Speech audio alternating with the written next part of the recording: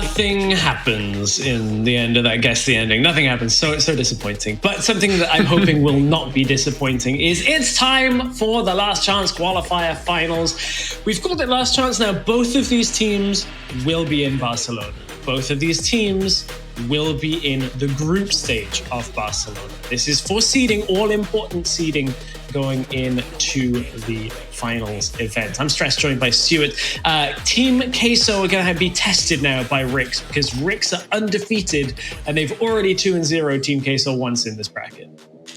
Yeah, they 2-0'd them. It was the first game of the new patch, really, last week or a few weeks ago, and RIX just dominated Team Queso. I think RIX, we've already said that, like, the dominant fashion out of all of these teams. We're going to see the predictions as well, and I think no surprises, really, that we've all gone for RIX. Carmeline still has faith in Team Queso. So, I mean, last time we were in this situation, it was RIX versus Gamelord, and the ultimate caster curse came through when every single one of us predicted RIX to go over Gamelord, and Gamelord demolished them.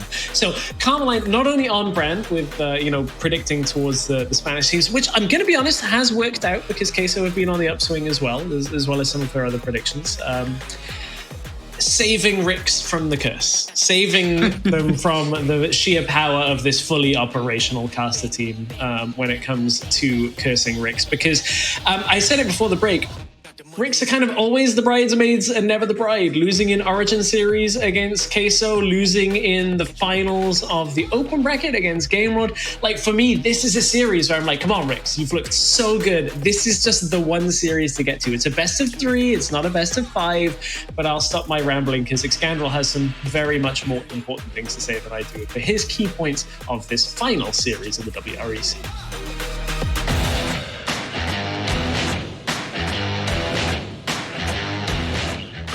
Thank you very much, guys. And I think the first thing that I want to touch on is the way that Andre gets a lead. Andre, in general, and through most of their games, generally tends to play with Acolyte in terms of his little 1-2 tandem duo. We talked about it last year a lot, where it's the top side of the map of Team Queso that's always been the most feared, but in the way that Andre plays through Acolyte to generate a lead. And we saw it in both games, especially on that Rengar game, sometimes not working, but regardless, they play through the Baron lane. And versus Random, it's going to be a little less easy to make those kind of situations happen. So I think we've got to keep our eye on how Andre looks to generate his lead in this game and whether it can work the same way versus RIX. Also, we have Vejos versus Snitch. I think Vejos clearly showed in the last series what he's very good at doing and how he can play. But one of the things that Snitch is incredibly well respected for is the champion ocean that this man has played competitively. He can play pretty much anything, whereas Vejos, there has been questions about, what kind of champions he can play and whether he has the capability to expand his pool to a necessary requirement. So I think you've got to look towards what gets drafted in the mid lane as an indicator as to how this could go down. And finally, the bot lane matchup. You have Joey, who has played mostly facilitating AD carries, maybe not in line with what we've seen Doom play from RIX, where he's been given more of the mantle and played things like the Jinxes, which have become pretty popular in the meta right now. How is the bot lane going to match up, and what roles are both Doom and Joey going to be playing to the success of their team? This is something else that we need to keep our eyes on heading into this game. That's all my key points for the RIX versus Team Queso Game 1. Handing it back to Stress and Stuart to get us into draft. Cheers, Excandrel. Running through most of the matchups, I think is the really important thing. Is like these are two teams where there are so many matchups that can go either way that I think the one thing to hold on to in my mind is that like RIX have not given people a lot of openings that the way that Team Queso have been able to bounce back in games. Team Queso struggling in that second game in the early game. I think against RIX, they will annihilate you and not give you the opportunity to get back in. The one player I think that Excandrel didn't mention that I do want to touch on as we go towards the draft is SE7. The jungler from RIX, I think, is a lot more comfortable now with the few months of competitive play under RIX's belt. I think SE7 is quietly really starting to have that impact out of that jungle. Yeah, like I said, feeling a lot more comfortable than what he did at the start of the year. Random as well, you're starting to feel that he's starting to feel a little bit more comfortable as well. I felt like the meta before didn't really suit Random because he was playing a lot of these tanky champions up in the Baron lane. But now with the likes of Camille coming back in, Fiora's a lot more comfortable. Graves as well, we've seen him play in the Baron lane. We spoke about it before, but this is kind of RIX's meta. But will third time be the charm for them? Will they finally win a grand final? My favorite thing about that is, and for the record, before I go down this road, I think you're right that Random, like, he now has even more opportunity than he did before. But we're like, it doesn't really suit Random, and then he's getting like quadra kills on Darius in the first week of competition. Like, he's just crushing people. The only person that gave Random much trouble was Lonely Kid in that finals.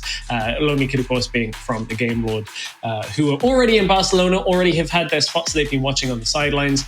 This matchup for seeding for Barcelona, all important. Of course, you want to be able to head into an event like that with the absolute best possible position.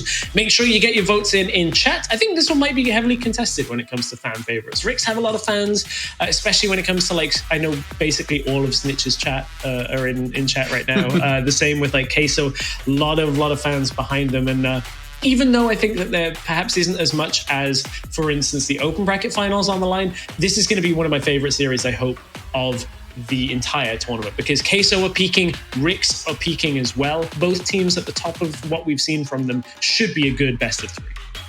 Queso definitely looking stronger and stronger as the bracket has gone along. Obviously, they did drop to the lower bracket. It was RIX who defeated them before in the upper bracket in pretty dominant fashion. So now Queso kind of try and come back and trying to get a little bit of revenge, and they're going to be on the red side for game number 1 as well. So I'm guessing because RIX got through to the grand final first through the upper bracket, I'm guessing they got side selection. I'm assuming so. I'm guessing they picked blue side for this first game. And there's also one other thing that we have to factor into this, and that is the fact that RIX are fresh. Team Queso are 2 games into the day already. Basically, if this goes 3 games, Queso will essentially have played a best of 5's worth, whereas RIX will, of course, have only played from here onwards. So that is something to factor in. Fatigue is a factor when you're playing these high intensity games. But as we head into the draft, we saw Karma on Thursday between Team Queso and RIX, and we will not see it again because Karma solidly on that red side ban phase since that one matchup. RIX, however, are going to ban out a little bit of what they've seen already today with Veos's Akali being banned out. We've seen 7 bans sometimes headed towards Andre, so I would not be too surprised to see RIX still trying to get Andre onto a second tier jungler for it. I think RIX have the kind of upper hand. Not only do I think that they're just mechanically better as a team and they're just macro-wise better as a team, but also because they've just watched 2 games from Team Queso as well. So they can actually study Team Queso. They know what their plan is. They know what they want to pick at the same time as well. So RIX have the upper hand overall, which just a caster curse in general. Yeah, we're like, RIX has everything. Like, we're building up everything. We're like, yeah, RIX is really strong. They haven't been defeated. They got the upper hand. They got better mechanical players. They're going to get and now they're about to get 0-2 now. Yeah. Graves off the board. You know what? RIX, I think Graves has been one of the absolute strongest picks because Random, SC7 and Snitch have all played it to great effect. But this gives you good information heading into the rest of the series that RIX don't think Graves is blind first pickable without specific circumstances to it. Obviously, there are some other things available. Wow, that's a Fiora first pick. Gragas band, Camille band were some of the other ones to round out. But obviously, RIX don't feel like Graves is first pickable here.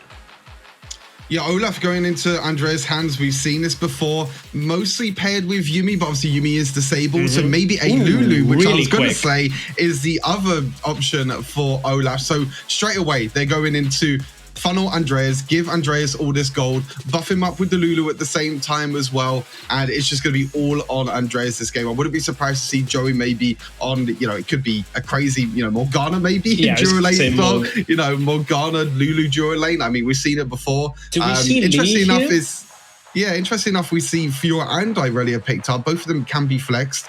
We saw Snitch playing mid lane Irelia yesterday.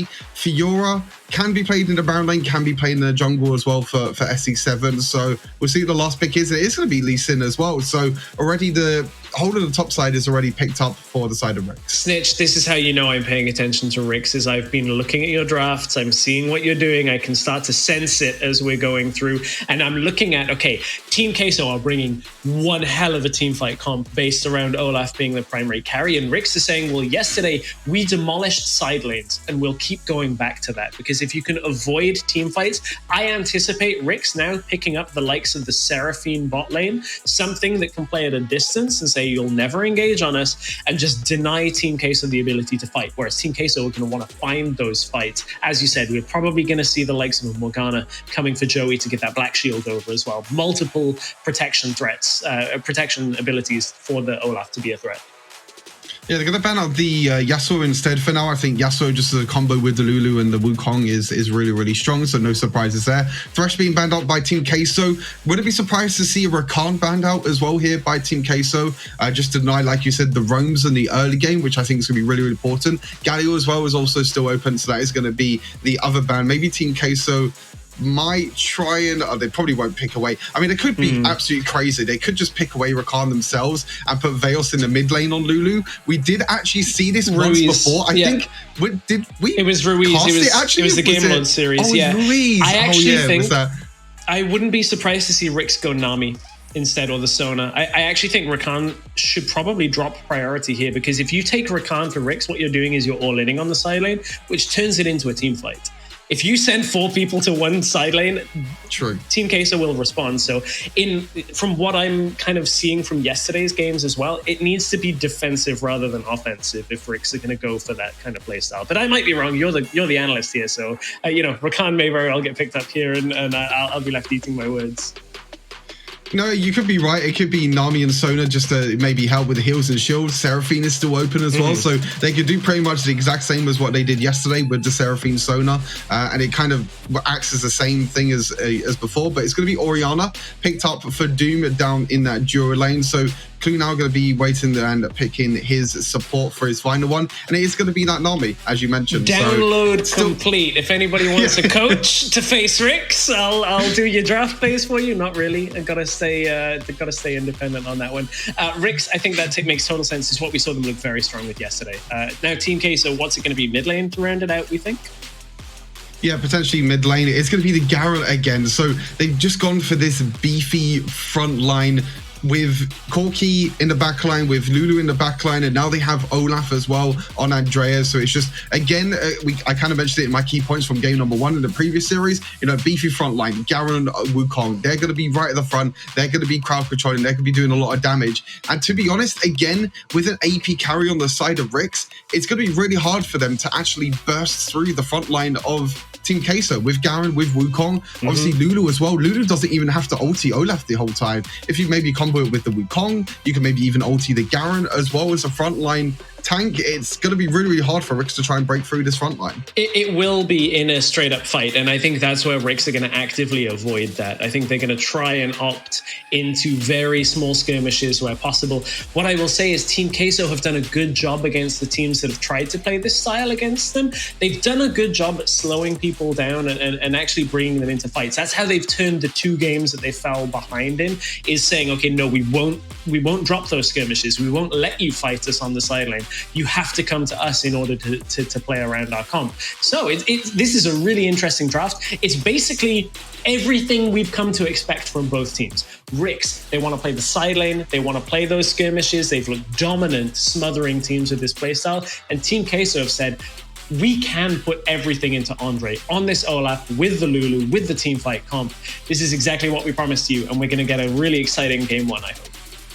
Yeah, it's going to be really, really exciting because, like you said, RIX, we know that they love to roam around the map. They like to make these early game roams and try and play more of the macro play, because we saw yesterday against Formulation as well, Snitch is going to be taking a little bit of damage in the mid lane. But Formulation, they tried to take it to RIX yesterday. They were like, okay, we're going to try and team fight as much as possible. We're going to try and catch you off guard. RIX were like, okay, we're just going to win 4 versus 5 fights, and we're also going to take towers on the opposite side of the map as well. And fan vote is heavily in RIX's favor. So like you said, probably all the snitches chat is also in this chat as well. They're all voting for RIX as well. I know RIX and Team Queso, all these players have a lot of fans, and it's a great way to end the last chance qualifier as well. I think for the side of RIX, just coming back from their kind of disappointing grand finals against Game Lord, and also Team Queso that we saw, was it, you know, they got knocked out by Formulation in the WREC main event, and they even got knocked to lower bracket by RIX as well. But they've come back and they've been looking a lot stronger on this new patch. They have, and I think their upswing started around Purge, where they had a really good performance. Then this patch on top of it, we're going to see whether this first gank attempt from SE7 works, as Veus does get baited a little bit forward. He knows that Andre is here though, and as soon as that axe comes over the wall, RIX think twice about it.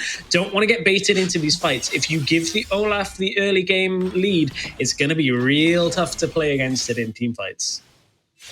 Yeah, you really don't want to do much. It seems like both supports are also having a 1v1. Methanaut versus Clue, the support 1v1s, and it will be actually Team Queso that have the bot lane advantage at the moment with this Corki Lulu. They're going to allow Andreas to walk to the bot side of the map, take that risk scuttler, but also on the other side of the map, SE7 is just going to be able to trade the scuttle crabs early on. But good start by Team Queso in this duo lane, which sometimes we say is kind of I wouldn't really say a weakness, but they might be looking for a tower dive. They're looking for a dive here. Polymorph comes through, forces Clue to flash away. Aqua Prism lands, and is it enough? No, there's no turret aggro. On top of it is Andre. That's a good trade back in exchange, but it's a double kill going over to Queso. It wasn't a trade back, it was an execute. Oh, that's terrible for RIX. I thought perhaps they'd at least got away with something from it, but they didn't put damage down onto Joey. No auto attack, no ball, no wave, no nothing was hit onto Joey at all there, and he will get executed, which means that Andreas, we spoke about it already, he's got 2 kills already. He's going to be about, you know, over 500 gold lead already. We can see this tower dive again. Great tower aggro, I have to admit. Methanaut auto attacking first, make sure he takes the tower aggro, then walking outside of tower range. Joey then auto attacked after Methanaut went out of tower range, making sure that Andreas doesn't take any tower shots at all, so he's able to run on top of Doom and Clue and get the early advantage. And now you can see the lane swap already.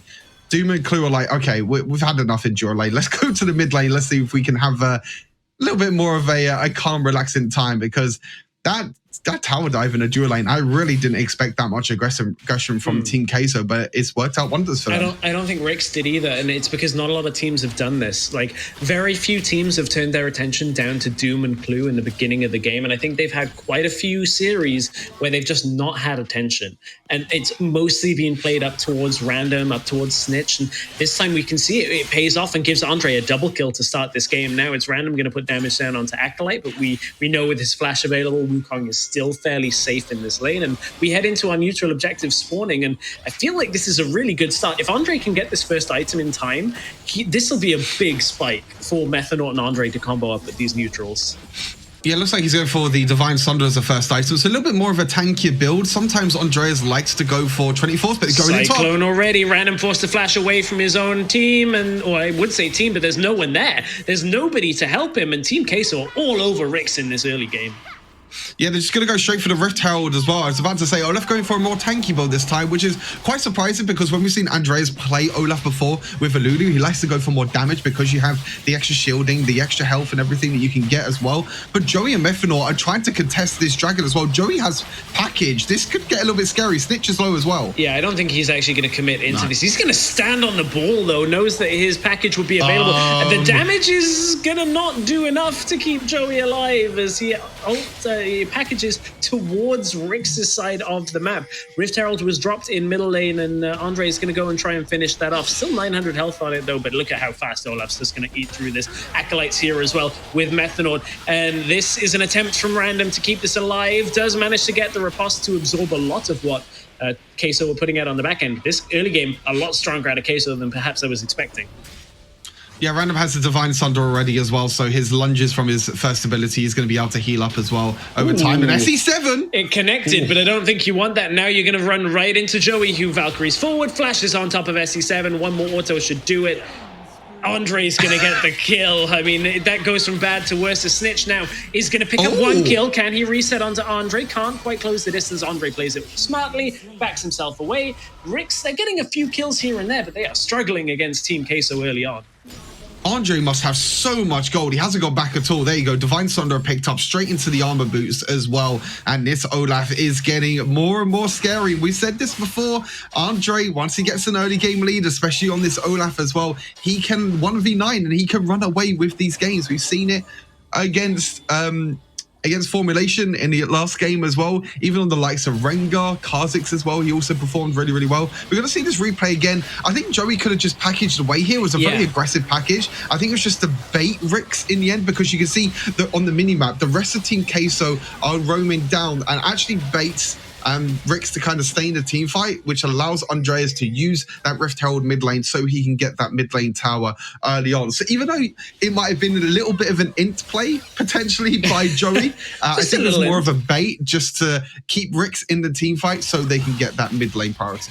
Just a little int, tactical int is what I think people ended up referring to it as. I mean, we haven't seen RIX push like this too often in this last chance qualifier. I didn't have the pleasure of casting their first two series, so I think some of the minutiae there might be lost. But I mean, we were watching RIX get pentakills. They were playing the crit 80 carries with the Jinx. Yesterday, they looked insanely dominant. And I mean, this is Team Queso really pushing the limits early on. Like, this Olaf is going to be really difficult to stop. With the Lulu beside him, he has the rest of the team to put damage out, and now it's into the top lane they go as the Cyclone does connect. It's random dropping low. He's already below half health, already out of health, and it's another kill going. I think this is going to wrap up quite quickly unless RIX can make this work. Snitch is going to go in and try and save the game. Flashes in with the ultimate. It's a double kill coming from Doom, and just as soon as we count them out, RIX have picked up 3 and turned the game potentially back around.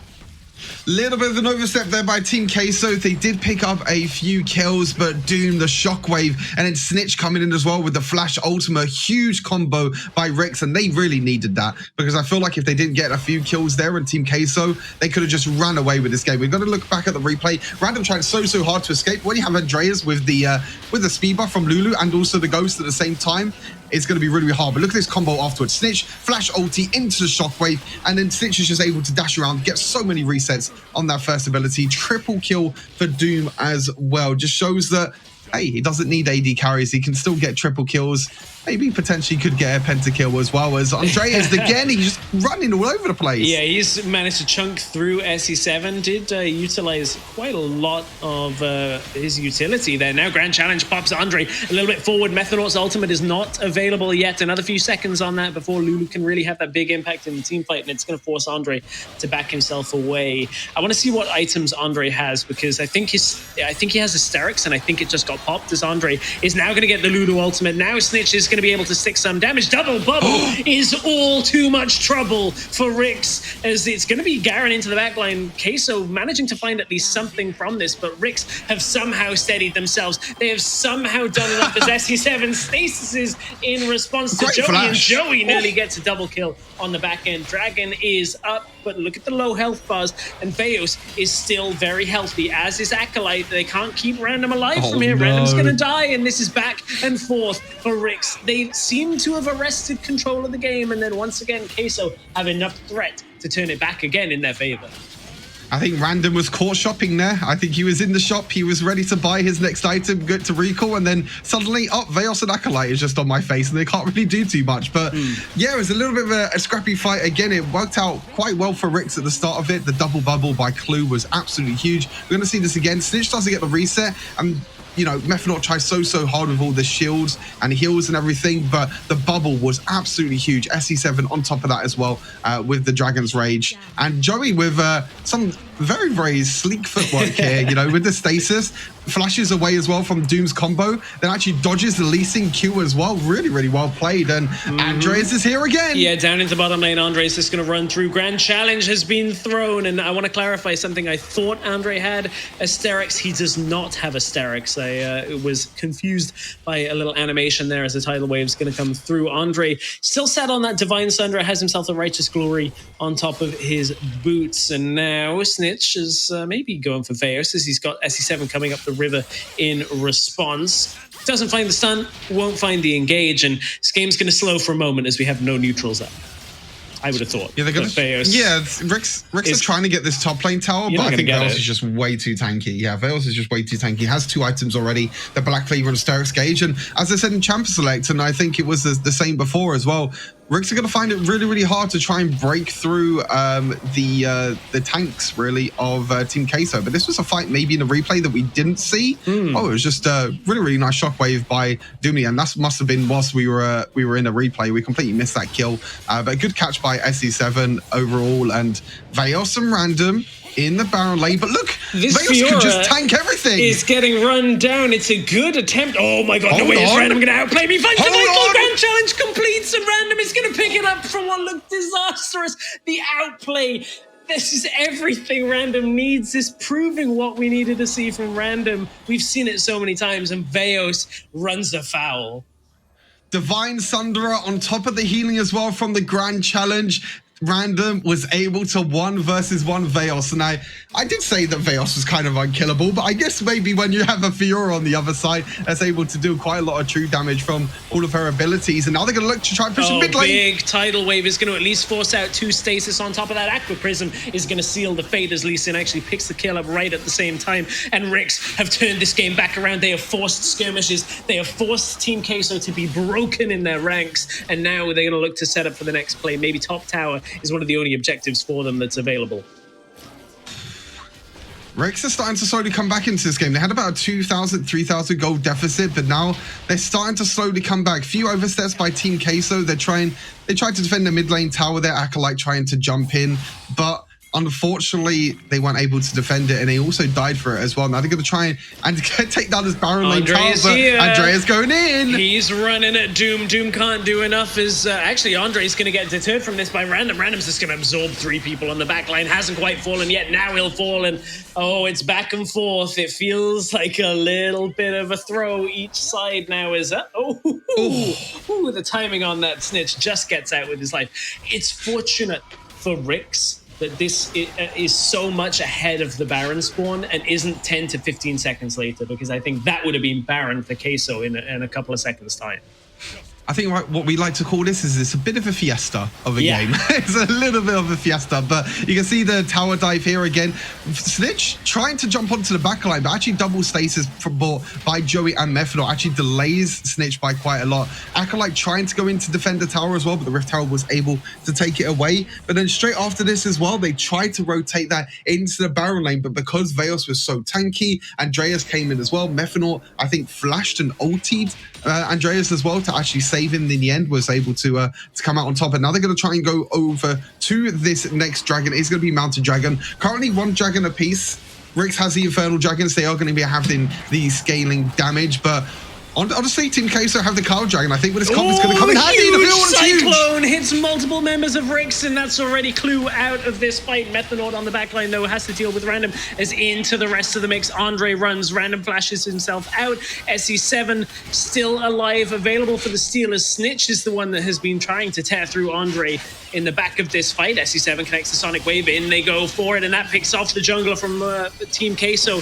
Veos tries to pick up a kill, doesn't quite get it, and SE7 survives for a moment longer perhaps than he should have as Acolyte backs away. Snitch dashes on to Joey to find the kill, and Acolyte is healthy, but is he healthy enough to take on all 3? It doesn't look like it. No ult, no flash, no ignite, no chance, and RIX, they should be able to take themselves the dragon.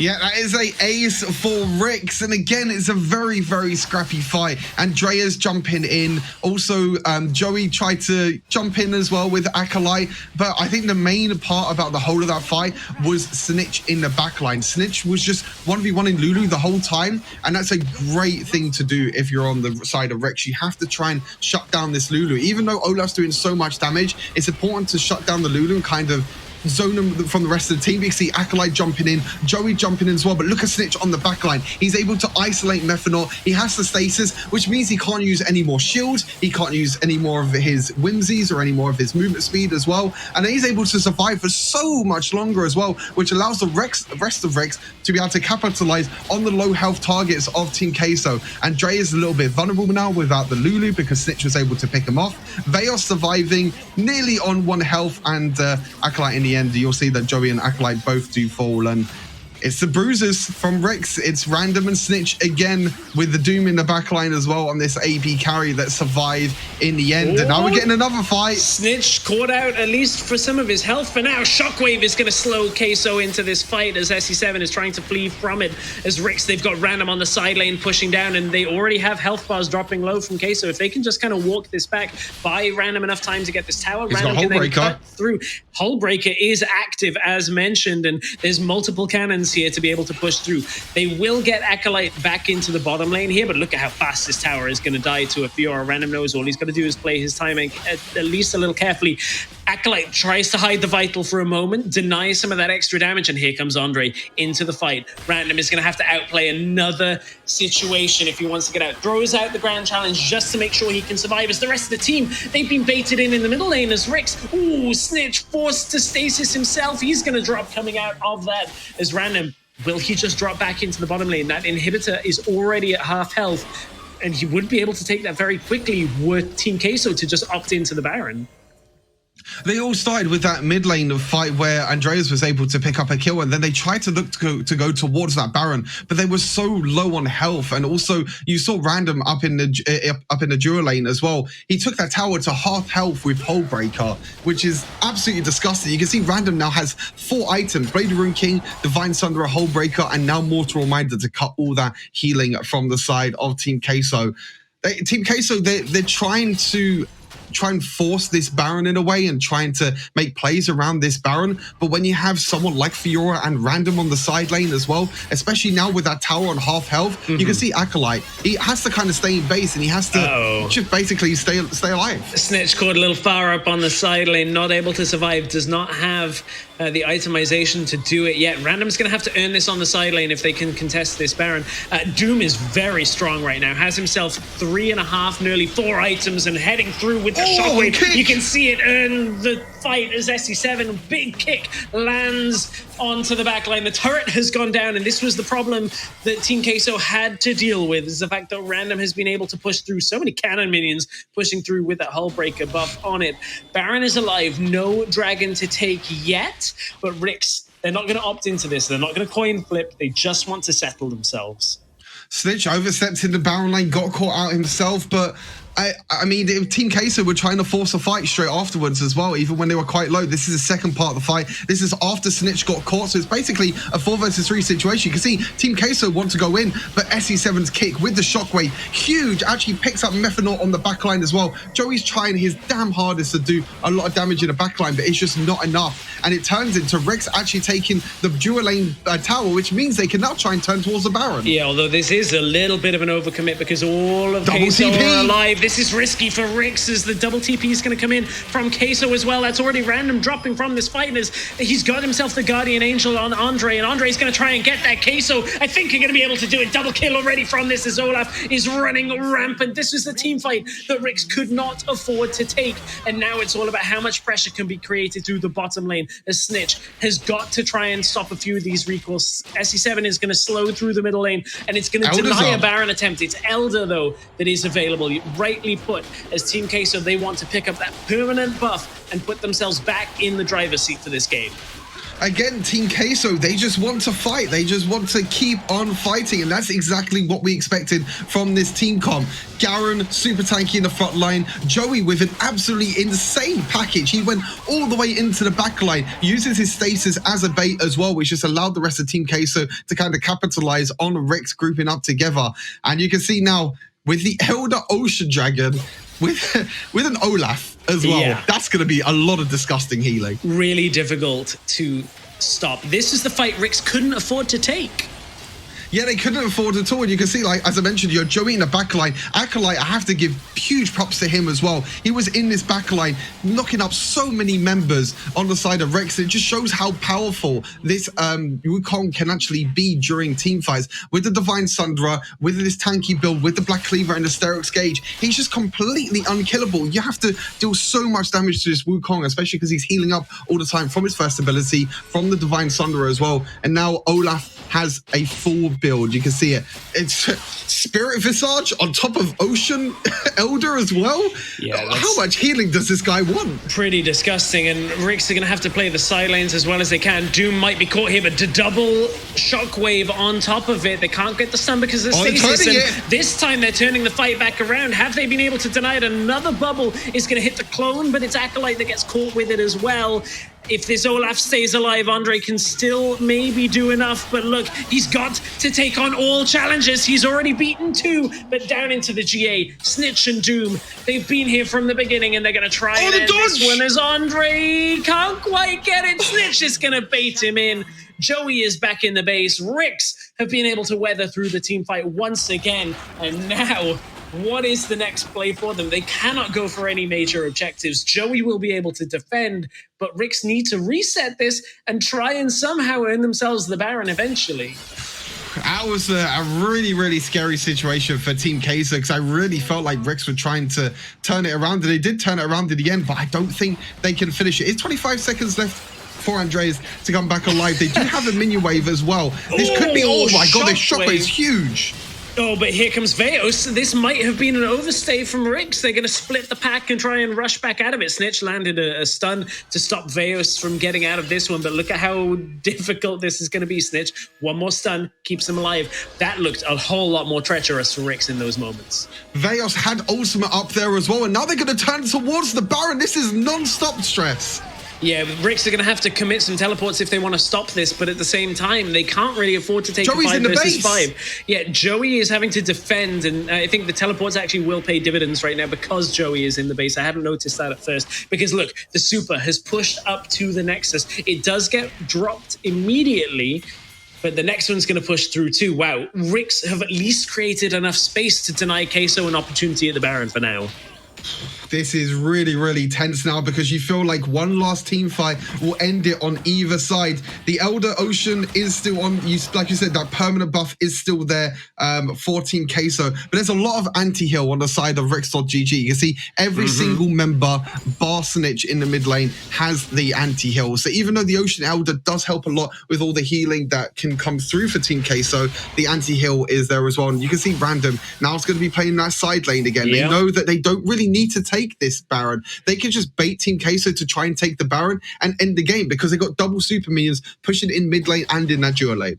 Yeah, they're going to need some really heavy resource allocation to stop Random. Hullbreaker plus the super minions pushing through. You can see Random doesn't have vision on exactly where Queso are, so he doesn't go up to the base. He's now going to see Veos, which allows RIX freedom to move through the top side of the map, and Random is just going to try and chunk through Veos' health bar and try and take as much as he can. They've already found, I was going to say a kill, but it's the clone that Random's drops trying to end from Acolyte. Random is trying to end. He can't, can he do this? Can he do it? On his own? Random is going to try and rush this down. He doesn't have enough in the tank to take it, as it's 800 health left, and I think RIX may have pushed a little too far. I think that may have been the overreach. As Andre, he doesn't have his Ragnarok available, but Team Queso have 5 members strong. Somebody has to still react to the bottom lane, because with 800 health on the Nexus from here, it still will drop to the supers. In goes Acolyte. He drops low, SE7, denies the engage with the kick. This is so tense. Another shockwave comes down. Joey down to pretty much under 100 health. You can see Snitch is on the sideline as well. Snitch is trying to find a pick where he can. And there goes Acolyte. Goes Acolyte. Cyclone hits Doom. It hits Clue. The teleport has been committed from Veos into this fight. Queso have to commit everything and have to wipe RIX and pick up the Baron in order to turn this around. But RIX are delaying this fight. They're splitting it as much as possible. There have been no kills on the side. It's actually Doom that picks up the first kill, and somehow RIX are managing to play this team fight out so well to begin. Random's but in up. Comes to the second half of the fight, as Random has respawned. There we go. There's the teleport onto SE7. SE7 stasis to keep himself alive for just a moment longer, and Random is doing enough to chase Team Queso out of the jungle. And with the super minions pushing in, RIX, I think, have opened up enough. I think they have enough to close this out. It's a half health Nexus, but SE7 and the rest of RIX are desperately trying to at least close out another couple of kills, and this should be it. Tidal Wave should open at least enough room. RIX should be able to close this game from here. It's 3 versus 3, but the minions are SE7 pushing in. drops low. It's 500 health. No way. Queso going to hold on. Can Random do it? He hasn't put the damage out. And RIX, they've been aced. They couldn't get it. A second attempt. The minions are going to do it. 35 health. One through mid lane is enough. And RIX, by the slim slimmest of margins, by the tiniest amounts, have squeaked a win in game one past Team Queso. They forced it through to the end, and RIX 1-0 up in this finals. What did we just watch, Stress? What was that? What an absolutely crazy first game in this series. We came into it knowing that RIX are probably the favorites, and they're going to come in really, really strong and a lot of confidence into this series. But Team Queso, they came in just full running. They were like, okay, we're just going to fight RIX. We're going to see how it goes. And they got Andreas ahead in the early game. Then I feel like it was just mistake after mistake for each team, really. It was a bit of a scrappy game, to be honest. It was like, okay, Team Queso going in for a fight, but they kind of overstepped. RIX went in and kind of overstepped, but I feel like the split pushing from Random was so huge in the end, with that whole breaker, being able to take that dual lane tower, take that mid lane tower as well afterwards when RIX won another team fight. But my God, you're going to be seen on the replays. This was an absolute bloodbath of a game, and if we ever expected something from a grand final of a tournament, this is way beyond what I was expecting. Yeah, this really was like, to be fair, if Random didn't split push that bot inhib down and then RIX get the mid inhib, I think this is a really tough game for RIX to actually end up. But this is the thing about RIX is whenever the game starts turning against them, they always have options available. Like even when they're pushed, it feels like in most series they have options there, and it's Random going off to the side lane, dragging Queso's composition apart, because this Queso composition is way stronger at that point in the game. We're all focused together as 5, and we saw RIX run into that at that Baron before.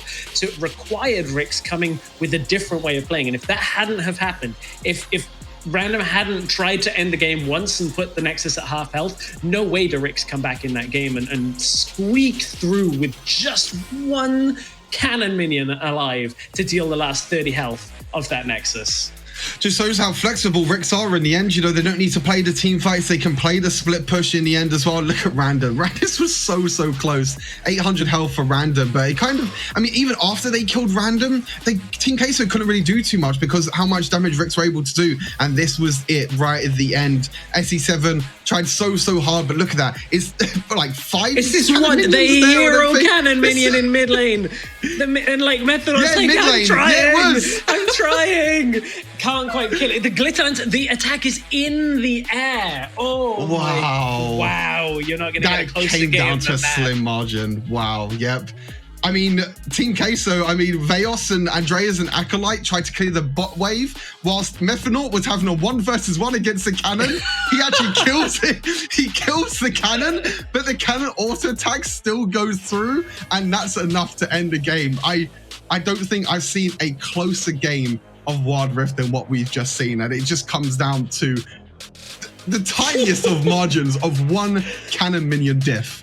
Look at these damage scales. I was like, oh, people did like a regular amount of damage. And then you realize that like we're looking at everybody other than the supports doing over 20k, like multiple 40k damage deals because of how late this game went.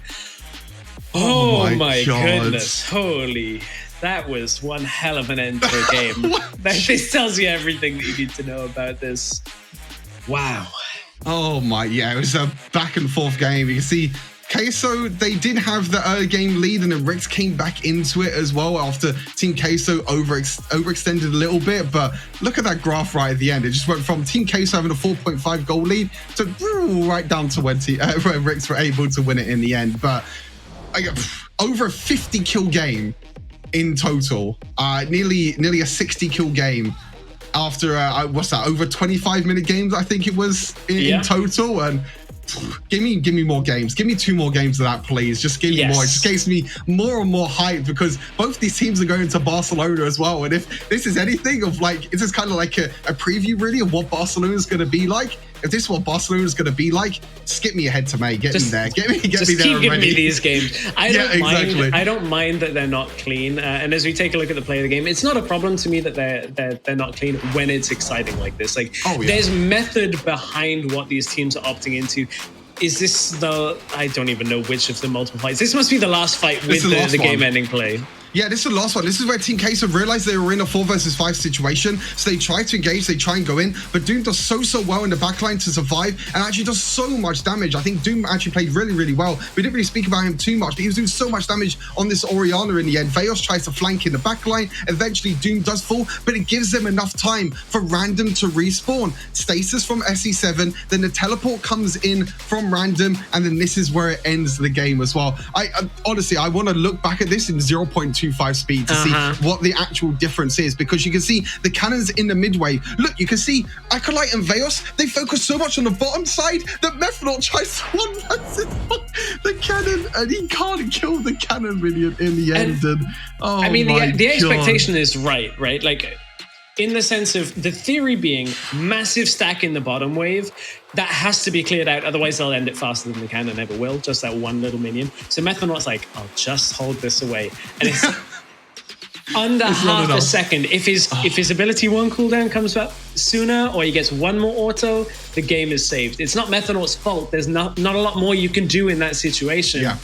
But damn, is that the closest of margin of errors? You know actually what might made the difference there? If Methanaut used the W on himself to give him more attack speed, then that might have actually been the difference to kill that cannon minion. But like I said, I want to watch that again at 0.25 speed to see the little things, because that's what I love to break down. It's like the little things between these team fights and between each auto attack and each cannon minion.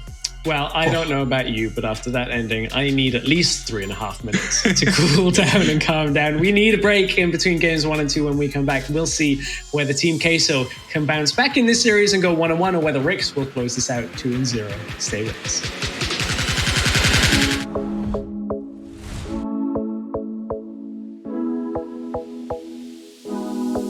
Frozen over, stuck in time, out of breath in my mind. Is this how it will be when you promise this, you and me? Could it be us? Could it be us till forever? Till forever?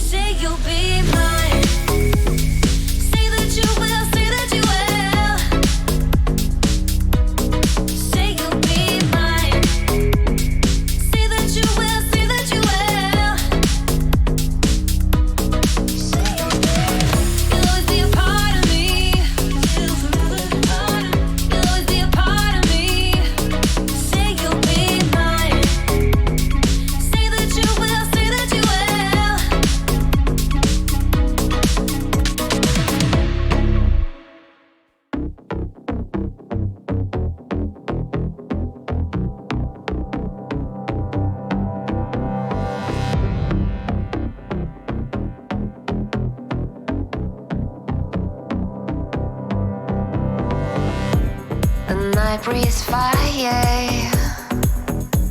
Your eyes so bright, the dark will guide us through the night.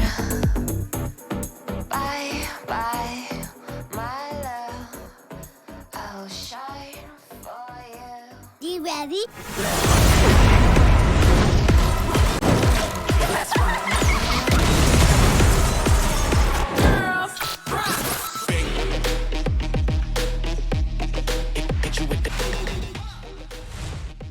Welcome back, everybody. That didn't feel like long enough of a break in between that game and this next Still catching my breath. Same. We're still in the middle of our finals series, 1-0 up for RIX, thanks to their cannon minion hero in the middle lane, Stress, joined by Stuart for what is, I think that was actually one of my favorite games of the entire WREC so far. The ending of that game is going to stick in my memory for quite some time. It was a perfect way to end that game. We called it a fiesta. I called it a fiesta at the start as well. It was just back and forth. Team Queso had the early game lead and was trying so hard to funnel Andreas, but then RIX were able to capitalize. They were able to survive in the end as well. And banger tweet. That's what did we his job. This guy, hero, can we give him the MVP at the end of the series? Like, oh, true, actually. Cannon Minion MVP.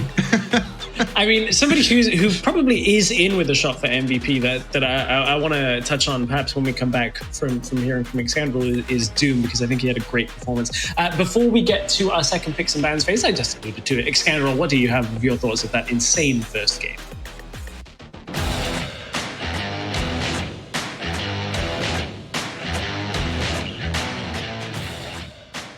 Thank you very much, Stress. Yes, and I think specifically Andre on Olaf, I mean, this is something that gets banned away from him time and time and time again, and RIX led it through, almost paying the ultimate price for the loss of the game. Andre on Olaf is one of his most iconic champions, and, you know, along with Vex in the European scene, are the two kind of the horsemen of the Olaf apocalypse. They both are incredibly gifted on this champion, and I think letting it through is a little dangerous. And you could see that he's able to adapt the way he played the game, focus bot lane initially, tried to put Doom behind, and also managed to, you know, give himself a platform to snowball, which was working for a decent amount of the game as well. Of course, we have to then also look at the lifeline that Queso gave RIX. RIX, you probably remember it quite vividly, were given a triple kill on Doom, kind of set up by Snitch in that Baron lane, probably around 10 to 11 minutes in. And that triple kill is exactly what gave RIX the necessary gold on Doom to be able to then carry through these late game team fights. From that point onwards, it really felt like Doom was punching with an extra set of boxing gloves on his hands, because it just looked like that lifeline had been injected straight, you know, gold directly into Doom's hands, and that is exactly what made the difference. And finally, RIX's side lanes. You know, I think something that RIX were trying to figure out that game was what their actual win condition was. So they were struggling to figure out whether it's team fighting through Doom or whether it was, you know, side lane pressure through random. But one thing they did have in spades and bounds was side lane pressure in random, which did allow them to pick up that early inhibitor tower on the bot lane very early on, which ultimately, as we saw from the minions, proved to be the undoing factor for Team Queso in the end. So, I'm gonna hand it back over to Stress and Stuart, get into our second game of this series. Oh boy, let's get ready for game two. So yeah, I mentioned coming into that, and we heard Xandral talk a little bit about Doom. I think that was actually probably the strongest performance I feel like out of Doom outside of the pentakills, because I think they stick out for a different reason. But I think like this is one of the first times where I'm like, okay, Doom is this like solid rock that was unmovable in these team fights. Like as soon as he got ahead, he was taking a lot of farm, holding team fights, like had damage output on these mages. That I think this was just like the most solid performance I've seen out of Doom so far. I think probably his strongest AP carry performance. Yeah, that's fine. Definitely. I think that's kind of how you can put it. I mean, he was just surviving for so long. It probably was the help of Clue as well at the same time, with the bubbles and the tidal waves as well that he kept on landing. But yeah, Doom in the end, really solid performance on the Orianna. Interesting enough, Team Queso decided to stay on red side.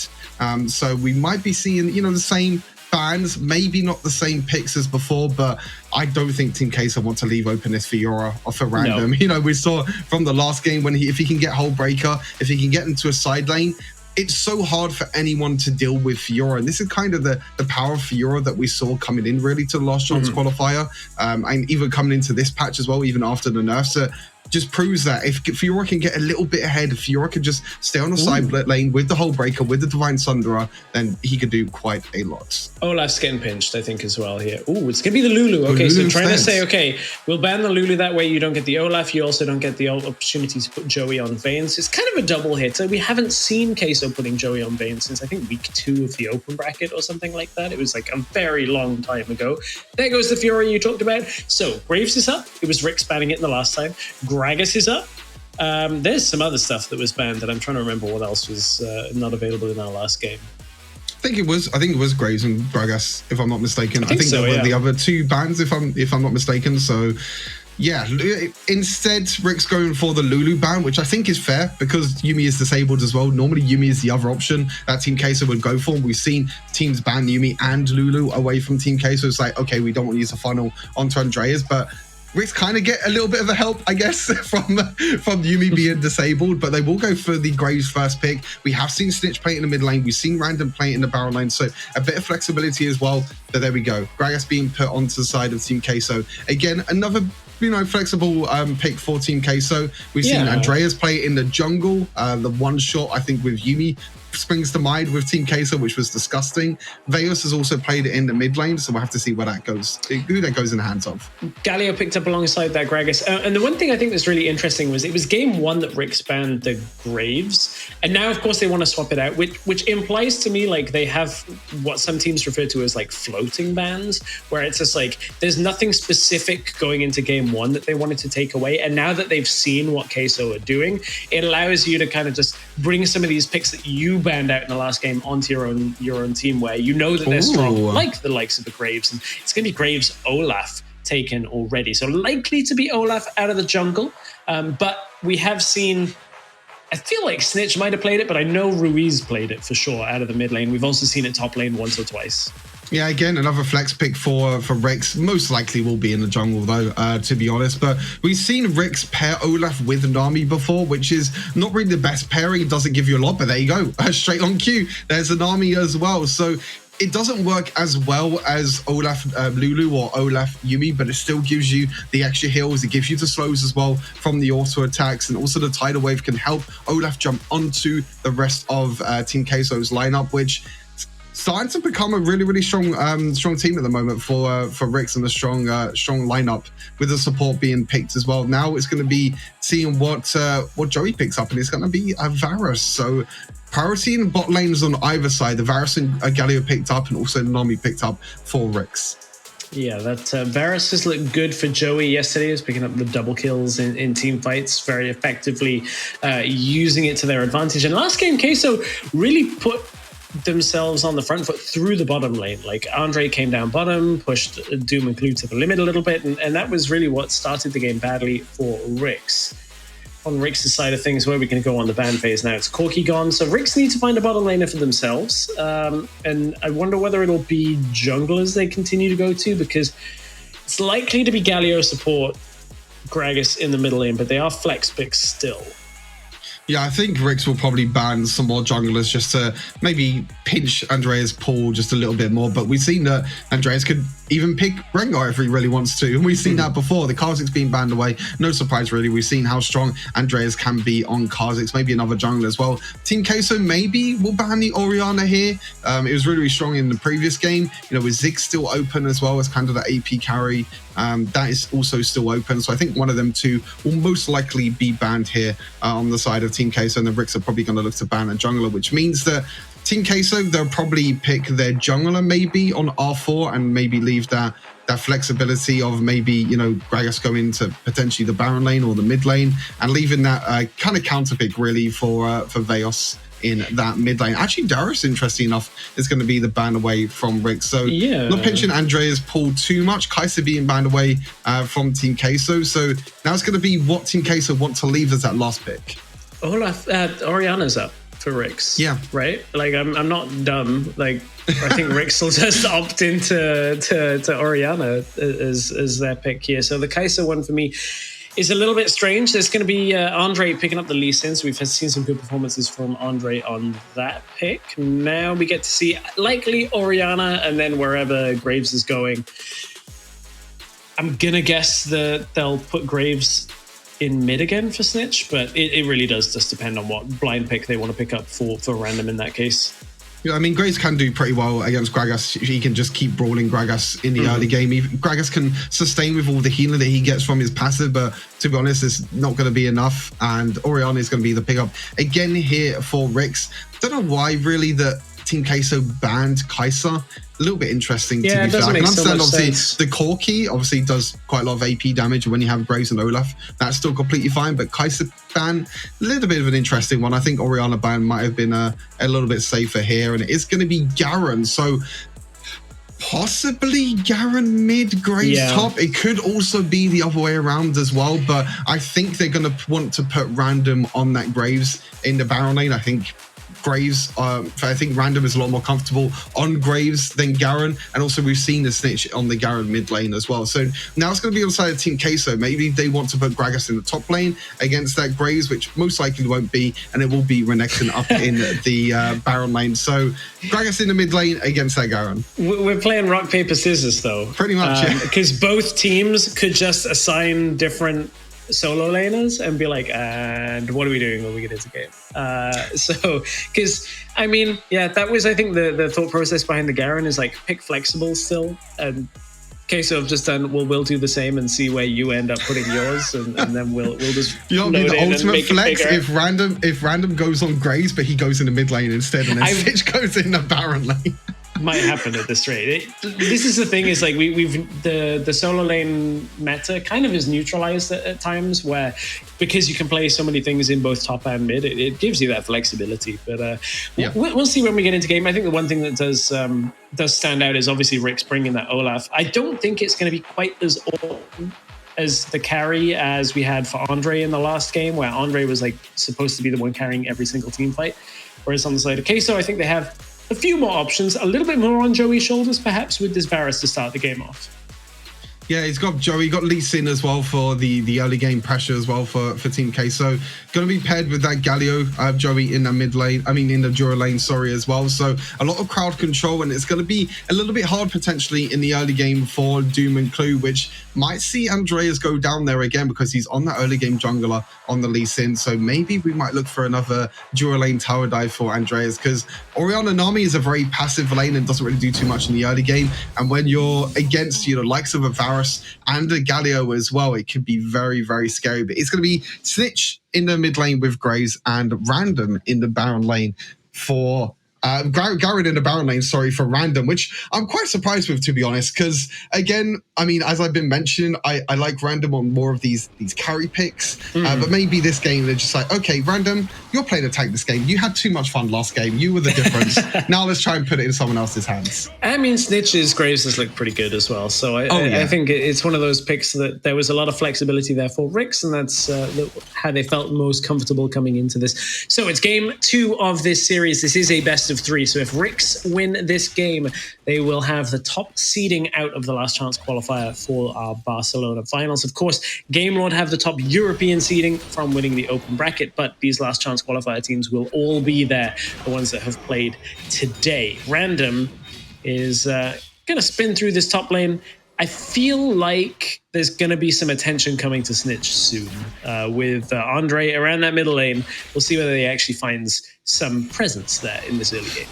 Yeah, we've seen what Snitch does on this Graves mid lane is he just plays very, very aggressive. He pushes out the lanes early on, which can be a downside because, as you mentioned, Andreas is here as well, but he is going to be spotted on a Broad. So now Snitch realizes where Andreas is on the map. You can see that he's starting to play towards the bottom side of the mid lane because he's got Clue there to back him out. But also Methanot's roaming as well. Both the supports are roaming up, and there we go. The support fiesta of the roams. We're basically having a nice solo lane in the Jura lane now. Now we're having both junglers and both supports up here. Andreas playing very aggressive. Yeah, Methanot's here, gets the flash to connect onto Random. Don't think he had full vision of that as Random drops low, backs out under the tower as Clue is here. Andres is going to put some distance into the backline as Acolyte's already picked up first blood. Gragas picks up SC7, and it's gone terribly wrong for RIX to start the game off. I feel like I'm having a flashback to the last game. That was really interesting. I actually want to watch that back because I think Clue flashes over the wall to try and save his team, but he actually just puts himself in a worse spot than what he actually was. We're going to see the replay again. It was Andreas going in, great dash, by Methanol, and it allows Acolyte to go in, but just baits left, right, and center. But look, Clue flashes over the wall and then just isolates himself completely. And then SC7 dies in the end, I guess, to Ignite, potentially, and Snitch was just a little bit too slow on the play. He wasn't able to push out mid lane as well at the same time, and really, really well played by Team Queso. Last game, it was the dual lane. This game, it's up in the Baron lane. Now going to get even more picks. And the thing is, like, Team Queso have an earlier game composition when it's like they can take these fights early, and RIX need to wait a little bit. They have some stronger late game potential here, and that's not a good thing for RIX, is the fact that early on, already low health bars here means that Joey sends out an ambitious Chains of Corruption. Big explosive cask is going to knock RIX away, and it'll open up at least a little bit of the jungle. That's not really what Team Queso were looking for there. A couple of ults whiffed, not picking up kills against RIX. Yeah, to be honest, like, Team Queso are just playing really, really aggressive. They're going in again. Yeah, Clue came forward, though. This is RIX kind of overstepping in situations where Queso still have the opportunity to go active. Yeah, I mean, this is where Team Queso kind of played a little bit aggressive before. Acolyte, solo kill. He's going to try and stomp his authority on this game and say, I deserve to be in those tier lists as random 0-2 on this game. There's Garen. You had your reservations, and it's not paying off. No, it's not paying off at all at the moment. I think the extra kind of lane pressure as well from Team Queso up in the barrel lane definitely helped out as well. But you see, Doom and SC7 both went bad, but Snitch and Clue are still playing really aggressive. So in a 3 versus 2 situation, and Snitch was actually really lucky to survive. Luckily enough, the taunt didn't go through there from Methanol, but a little bit overconfidence there from RIX. We're going to see this nice, easy solo kill. You can see with the ultimate and the empowered W, he was able to just do a lot of damage to Random, and that's already a Blade of Rune King completed from Acolyte. 2-0-1 for Acolyte, 2-0-1 for Andreas. These early game picks from Team Queso is paying off, but we saw Team Queso in the previous game as well. They got an early game lead, but they made a few oversteps, and this could be another one. Chains of Corruption is going to split this fight up as Snitch gets blasted back in. From the bottom side of the fight comes Veos, and Team Queso 7-0 on this game now. Already over a 4,000 gold lead. Now they're going to go Dragon. This is going to be a 1-on-1 series from here. I have that feeling. I just like the early rotations from Team Queso. They put 4 members up in the barrel lane, was able to turret aggro so well, and able to get 4 kills up in the barrel lane. Then we're like, instantly, they were like, okay, we're just going to go right down to the dual lane now, put pressure in the dual lane, so Joey and Methanol has a bit of a safer time. And then they went towards the Dragon after that, got the team fight kill. SC7 went a little bit over aggressive there on Joey, maybe not realizing that he still had flash available. But yeah, really, really well played by Team Queso in this early game, really taking it to RIX, and RIX a little bit slow on the rotations this time around. Yeah, this time Andre is getting a lot of early game presence. I mean, he did in the first game, but this time I feel like it's going to be such a fast-paced game as there's another catch in middle lane. Doom's going to get taken down. Joey on this Varus has been, aside from the one missed Chains of Corruption, has been really solid. Acolyte is just destroying Random on this matchup. Holy crap. Like, Acolyte is just walking into lane and killing Random on cooldown. And when Renekton gets an early lead, when he has that Blades of the Rune King, if you can land that empowered W, then there's nothing you can do on the side of Random. You know, he uses his flash, he uses his ignite as well, but he's now 0-3. The great thing here is actually Joey's like stopping the first ability, but we're going to go straight up to the top lane. You can see gets a double dash, gets the empowered W on top of that with the Q, but a little bit of overextension again. Yeah, Veos drops, and now it's Andre gets the kick to save himself, and Joey is going to put damage from a 5. Always got to be careful around that Varus. Meanwhile, first turret has fallen in the top lane for Team Queso. So RIX do get 1 kill, but man, this is a good start for Team Queso. They've really put the pressure on and turned around from the last game. Acolyte went back to base and he was like, just give me a hull breaker. He just bought straight up a hull breaker. Very, very surprising actually to see Acolyte pick up the hull breaker, because normally we see like cleave second item, but Andre doesn't quite get the engage because he didn't have his kick available. Like, did he think his kick was up? I think he thought his kick was up. Maybe I've completely misread that, but like he committed the flash to it.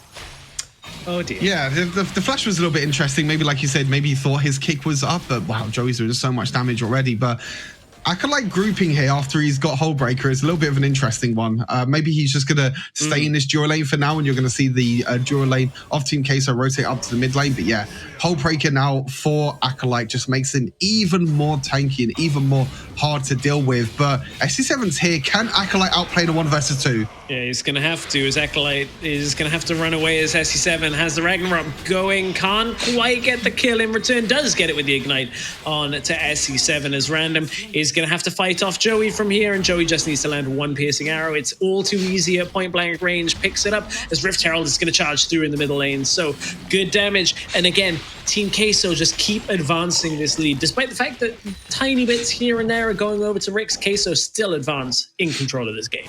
They're doing much better with their lead this game than the previous game, that's for sure. They're just accelerating the goal lead. They're using Acolyte in the side lane at the moment with the Hull Breaker to just use him as kind of a vantage point now and rotate the rest of the team around where he is. But look at this, 3 towers to 0. The Dragon went over to Team Queso. The Herald went over.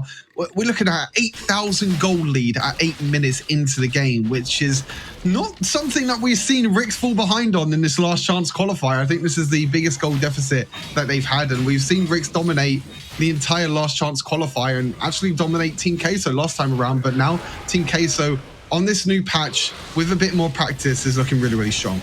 Yeah, this was just Joey coming in and evening up the end of this fight. Yeah. I feel like RIX don't have so much of a composition here to turn this game either. I think like this Lee Sin is too quick at finding single targets from Queso's side of things and ending it. That like Doom doesn't have the time to get damage. Snitch, he can't really push out on a side lane himself, and it just means that Queso have a lot of control around these objectives, and Veos is going to get caught for a moment. He's going to try and survive through as the Galio ultimate's going to at least draw 1 in. Good shockwave as SC7 gets out alive. Maybe that's what they needed to turn it back around. Tiny amount of health left as in comes Acolyte. He's looking for that slice and dice. If he can get the first one, he can get onto SC7. He's desperate to find it. Does get right into the mix of RIX, and now Queso are trying to back away. Stasis forced out from Acolyte, but he's going to survive from this engage. Chains don't land, but Team Queso get at least the evening up from this situation and will back away towards the Dragon.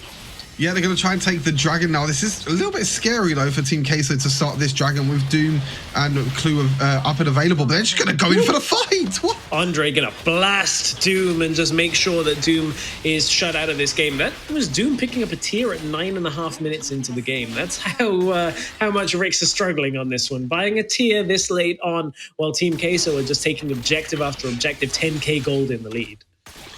They do have the 2 strongest dragons, which most players would say are the 2 strongest dragons in the game. The Cloud Dragon for the movement speed, the Infernal Dragon as well for the extra little bit of damage. And to be honest, RIX are going to really find it hard to try and get back into this game, because at the moment, Team Queso are just running around the map and they're just grouping up together. And I feel like that's really the difference. When Team Queso are grouping up together, they're going to take this second Rift Herald as well. To be honest, they could probably try and break down the mid lane. You can see they're grouped together again. They tried to go in for Clue, but Chain of Corruption misses again. Yeah, Joey's chains are not exactly the best in this game. A lot of summoners forced in general from these fights, but still, I mean, that I can't really forgive it too much, but you know, they're so far ahead that they can throw these abilities away and they're still winning fights comprehensively. So Rift Herald eventually is going to get popped. That Hull Breaker is just going to allow Acolyte to push through the top, then push through the mid and do anything that he needs from here. I mean, RIX, there's not many options to come back into this when it's 1k per minute gold lead accrued. As Methanaut taunt lands onto Doom, no. Easy pick off. They do not have access to their own jungle from the side of RIX. Rift Herald popped in the bottom lane. Joey basically takes all of Clue's health in one ability. And now it's the push onto the tower as Team Queso. They're low in health, but so are RIX as Joey finds himself a snipe. He's going to go in, duels against Snitch, and wins it to pick up 2. Going to look for a third as SE7 moves down instead of towards the arrow, as Joey would have liked a third. It's another turret going down. Acolyte pushing through top. I mean, it's a 13k gold lead. This is done. Queso are going to even this series up 1-1, surely, as they do lose Methanaut from that engage, but this is too much of a gold lead to turn. Acolyte's just having a complete free time in this Baron lane. The early pressure the rest of his team was able to give him the 2 early kills. And you can't really do much. This is kind of a struggle, really, with Garen if you do fall really, really far behind in the early game, especially against someone like a Renekton that builds Blade of Ruin King as well. So even when you're building tankiness, Renekton's still going to be able to burst through a lot of that health. The tower dive here in the dual lane didn't really go too much right in Team Queso's favor. I mean, it did pick up a few kills, but it wasn't the cleanest tower dive. They did lose 1 member in the end as well. But yeah, you're looking at the gold difference here. Nearly 4,000 gold lead in the Baron lane, 3,000 in the jungle. Mid lane still a little bit even, but look at that, 3,000 in the dual lane as well. Just complete domination. And Andreas as well on this Lee Sin is just running rampant. Yeah, they've already found Clue, and this is one of the reasons why we've seen Andre playing Lee Sin to perfection, basically, throughout the entirety of the WREC. When he's been given the ability to carry on games like this, we know he's able to. Sonic Wave does not get followed up on, but they're just looking for this tower. They're buying time for Acolyte in the top lane. 2 counter minions are going to push through that turret at a decent pace, and it forces Queso to, or I should say RIX, to commit through the middle lane, as now Queso, they're going to be the ones to pick up the start of this fight. But have they overextended as Andre does get taken out? Maybe this is the opportunity RIX needed, as it was a little bit of Queso spreading themselves too thin. Yeah, a little bit of a overextension again. They just break the mid lane tower though. I mean, they tried to go for maybe an inhibitor afterwards as well, but it is quite hard. You know, RIX do have a fair bit of wave control and wave clear, sorry, and this is the risky. Hail Mary. This is what they have to do. With 8 seconds left on Andre, they need to stick as much damage onto the Baron as they can and try and get anything. Wow, Joey just demolishes RIX. It was a Hail Mary play, and 9 times out of 10, the Hail Mary does not complete for the touchdown. And this one will be no different, as RIX are going to get routed, they're going to get aced, and they're going to go to a game 3 on this series. It's going to be Team Queso. Absolute domination through this game. RIX barely even got a footing on it. And Queso, they're going to take us to a game 3 of this grand final. Really, really well played by Team Queso. They got the early game lead in the first game as well, but they weren't able to close it out. But this game, they used the early game lead. They used the pressure that they got from the Baron lane, from that tower dive. They moved into the Bajura lane, got that tower dive down there as well, and they just accelerated that gold lead so quickly. I think it was like over 1,000 gold a minute, basically, lead that Team Queso got, which, to be fair, in Wild Rift is pretty much unheard of. Yeah, we've seen it a couple of times, and then people bounce back into it. But yeah, no, this one was not one of those games. This one was not a comeback game. This was Team Queso smothering RIX out of this game. And that's the first loss RIX have had in the last Hans qualifiers. Like, we've seen them being undefeated and looking dominant and barely even having to break a sweat to get past teams. And this time, they just could not fight back.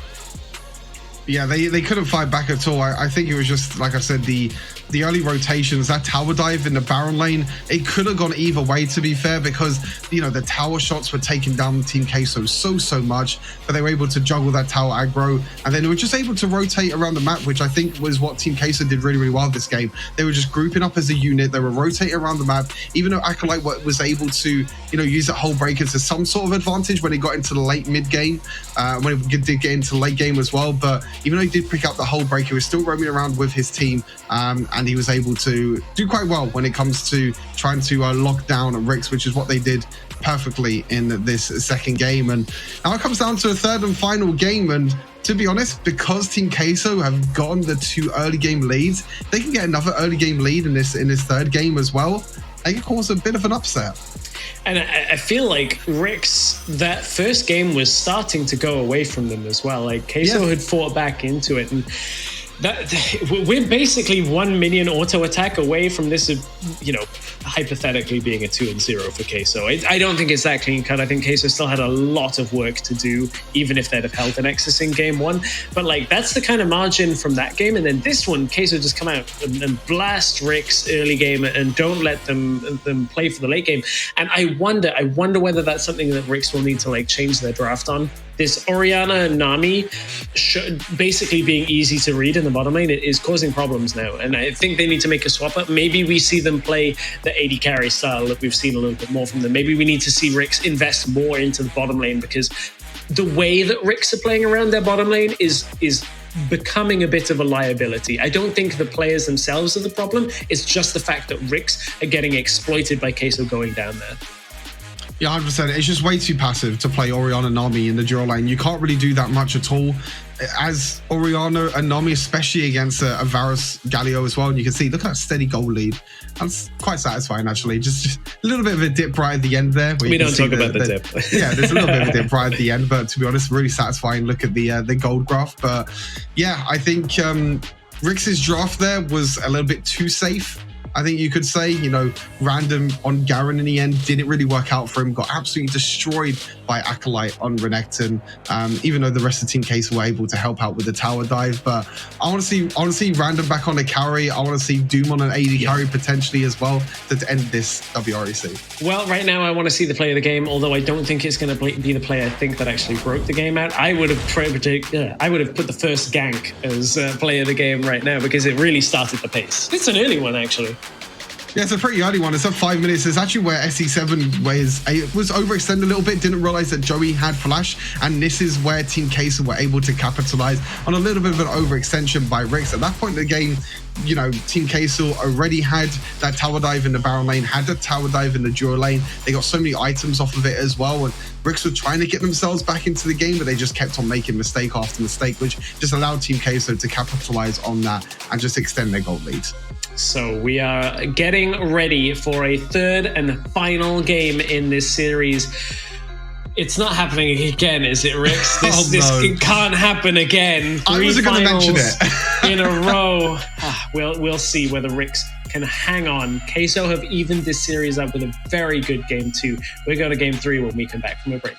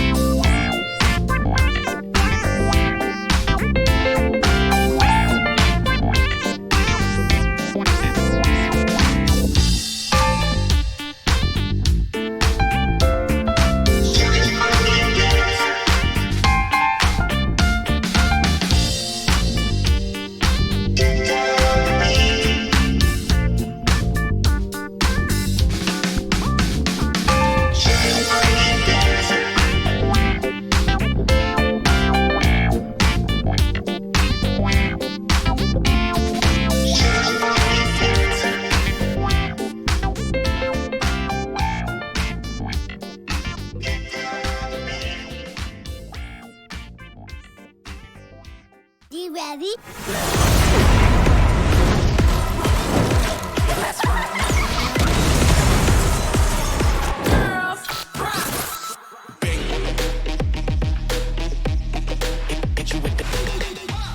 Welcome back, everybody, to the very final game of the online portion of the WREC. Ooh, it's been a long road here, and we are going into Game 3 between Team Queso and RIX. And just when you thought it was over with RIX winning Game 1, Team Queso blast them in Game 2. 2 months of Wild Rift action, both the main event and the last chance qualifier, and it all comes down to one final game between RIX and Queso to see who will get the highest seeding going into Barcelona. And what a great way to end the whole tournament in general, the online part anyway. And Team Queso, like you said, in the first game did have that early game lead. It was a bit fiesta, but absolutely dominated the second game, and RIX just had no chance. So now it's going to be on them now to try and maybe switch things up, maybe draft wise, to see what they can try and bring out to try and switch it around to a 2-1. Yeah, it's a really interesting situation to be in, because like you'd be excused for thinking like Queso are overall the stronger team, right? After that second game, you're like, wow, they just like look like the better team. The fact that RIX couldn't close out very cleanly in Game 1, but that feels backwards. Even though we just saw it happen, it feels like still RIX should be the favored team, but every time we think RIX are the favorites, it doesn't so much go our way. So Game 3, we need a strong performance out of RIX if we want to put our stock in RIX heading into Barcelona, because Team Queso are peaking at the right time. I keep saying that, but like the best time to be reaching your peak performance is right now at these most important games. And we're heading right into picks and bans for our Game 3 of the day. No waiting around, straight into picks and bans. Here we no go. snooze it's gonna fests be today. It's gonna be We've got only one. exciting games as RIX and Queso taking the rift for game at number 3. Let's go. So is it going to be same drafts, I guess, again, in the sense of like the Lulu going to get banned out by RIX? I don't think they'll really give so much priority over to like that Lee Sin from Queso. I wouldn't be surprised to see RIX putting some emphasis on it earlier. Yeah, I think Team Queso having an early game draft really benefited them a lot. They had the early game advantage in the Baron lane, the early game in the Duo lane as well, and Andreas on that Lee Sin. They just looked a lot more comfortable on these early game drafts, so I wouldn't be surprised if they're going to go towards the same thing. But so far, exact same bans on either side. Nothing's changed too much, but I'm not too sure if they're going to stick with that Graze first pick, because even though Snitch did have a good performance on it in the mid lane, it didn't have that same impact as what we saw, as RIX play against Formulation. Yeah, and I wonder whether that's why they banned it in the first game. I wouldn't be too surprised to see them maybe prioritize the Gragas and like flip that, so that Queso will go for the Graves, RIX will get the Gragas from it. I like the fact that Queso put the Varus as their big pickup on their first rotation. So now we get to see first pick. Is it going to remain the Graves? Is it going to be the Gragas instead? Will it be something else? They're going to stay with that strat from Game 1 to Game 2, I mean. I think this time though, maybe they might put it in the hands of Random instead, because he really, really struggled in that Baron lane. Garen's not really a champion that you really know Random to be. You want him on these heavy, aggressive matchups, the Graves, the Fiora, champions like that. It looks like we're getting the exact same draft as game number 2. Galio and Gragas going into the hands of Team Queso. Interesting enough, Braum priority. Disengage. For RIX. Yeah, more disengage, but no Olaf Nami this time. Instead, a Braum. And this really surprises me. It may be, could be paired with Elution down in the duo lane, because that is a very, very aggressive early game duo lane that we haven't really seen from RIX. We normally see RIX play these passive early game kind of, I guess, drafts in a way, but a Jace now. Okay, so that's a weird draft. RIX basically opting back into their side lane presence again. I feel like this is a very similar draft to what they played like a couple of days ago in one of their series, where it was just all about Snitch and Random getting ahead and staying ahead in lane. Varus picked up Team Queso, no surprise there. I think it worked very well for Joey. It was exactly what we want to see from him when it comes to like playing AD carries, and it looked very good. There's the opportunity for RIX to play an AD carry, but with this much AD already in the lineup, this is going to be an AP carry game, so Ziggs needs to get banned now, and as does Orianna. Yeah, potentially both going to be banned away for the side of Team Queso. I mean, they didn't ban Oriana last time, which is quite interesting. Wow, interesting enough, they ban away Kha'Zix themselves, Team Queso. I'm not really too sure how I really feel about that. I mean, great. Kha'Zix doesn't do really well. Obviously, doesn't do well against Braum, really, to be honest, because of the passive. If Braum auto attacks Kha'Zix once, and especially with the empowered ranged auto attacks from Jace, you can get a nice, easy stun onto Kha'Zix, and maybe realizing they don't want to take it themselves. But he's Sin going to be banned away, so this jungle champion pool is going to be cut very, very slim for both teams. Yeah, very pinched. We've seen, of course, Team Queso taking the Rengar a whole lot. Wow. But that's going to be a Xin Shao as well. I mean, if Team Queso, they have to assume the Ziggs is coming, right? So maybe Queso will just opt into the Rengar. It worked for them earlier today when they had to play against Formulation Ziggs. It split up the fight, but against the Braum, I think that's way trickier to pull off. I feel like Team Queso definitely have something up their sleeve right now. They definitely got a pick that they know they want to play because they've banned away other junglers themselves as well. Unless this is maybe a Gragas jungle. That could also be another thing. It could be flexed into Gragas jungle instead. It's kind of going to come down to this pick. And be Wukong, so they're going to leave that jungle flex pick till last, which is the benefit of red side. Will it be that Gragas jungle, or will it be, you know, the Gragas mid lane and potentially a new pick that we maybe haven't seen from Team Queso before in that jungle for Andreas? But like you said, Rengar probably not going to be the play because against that smoke screen from Graves, against the Braum passive as well, it's very, very difficult to play Gragas, Graves, I'm completely mixing names up. Rengar, sorry, in the jungle for Andreas. Okay. Yeah, another AP mage for Doom in the dual lane, but this time it's going to be Morgana. Yeah, very long-range mage in that Morgana. Not the Ziggs this time around. Now there's some AP coming through. Will RIX opt for a carry jungler? I mean, we've seen Morgana in the jungle, but I don't think it's going to be that. It could be, actually. You know, I mean, you're definitely right. SC7 has played Morgana jungler twice in the last chance qualifier since the changes, or since the changes. Oh, and they're going to go for Tristana. Okay, so they've brought themselves that AD scaling carry. It also has some disengage. So if this is a Rengar now, you're going to get Buster shot away immediately. So now Team Queso have to pivot on their jungle.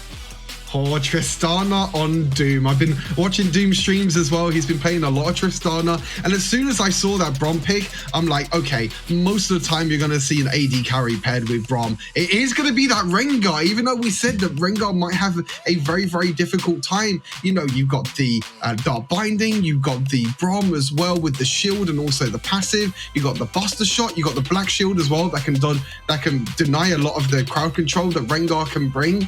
I think Andreas is going to have a really hard time, but Doom to end the last chance qualifier on the Tristana, I'm really, really excited. I'm glad you picked out as well that SC7 could go to that Morgana jungle, which it will be in the end. It was kind of an outside chance in my mind. I kind of had forgotten that SC7 had played the Morgana jungle. I just know that people play it a bunch in solo queue as well.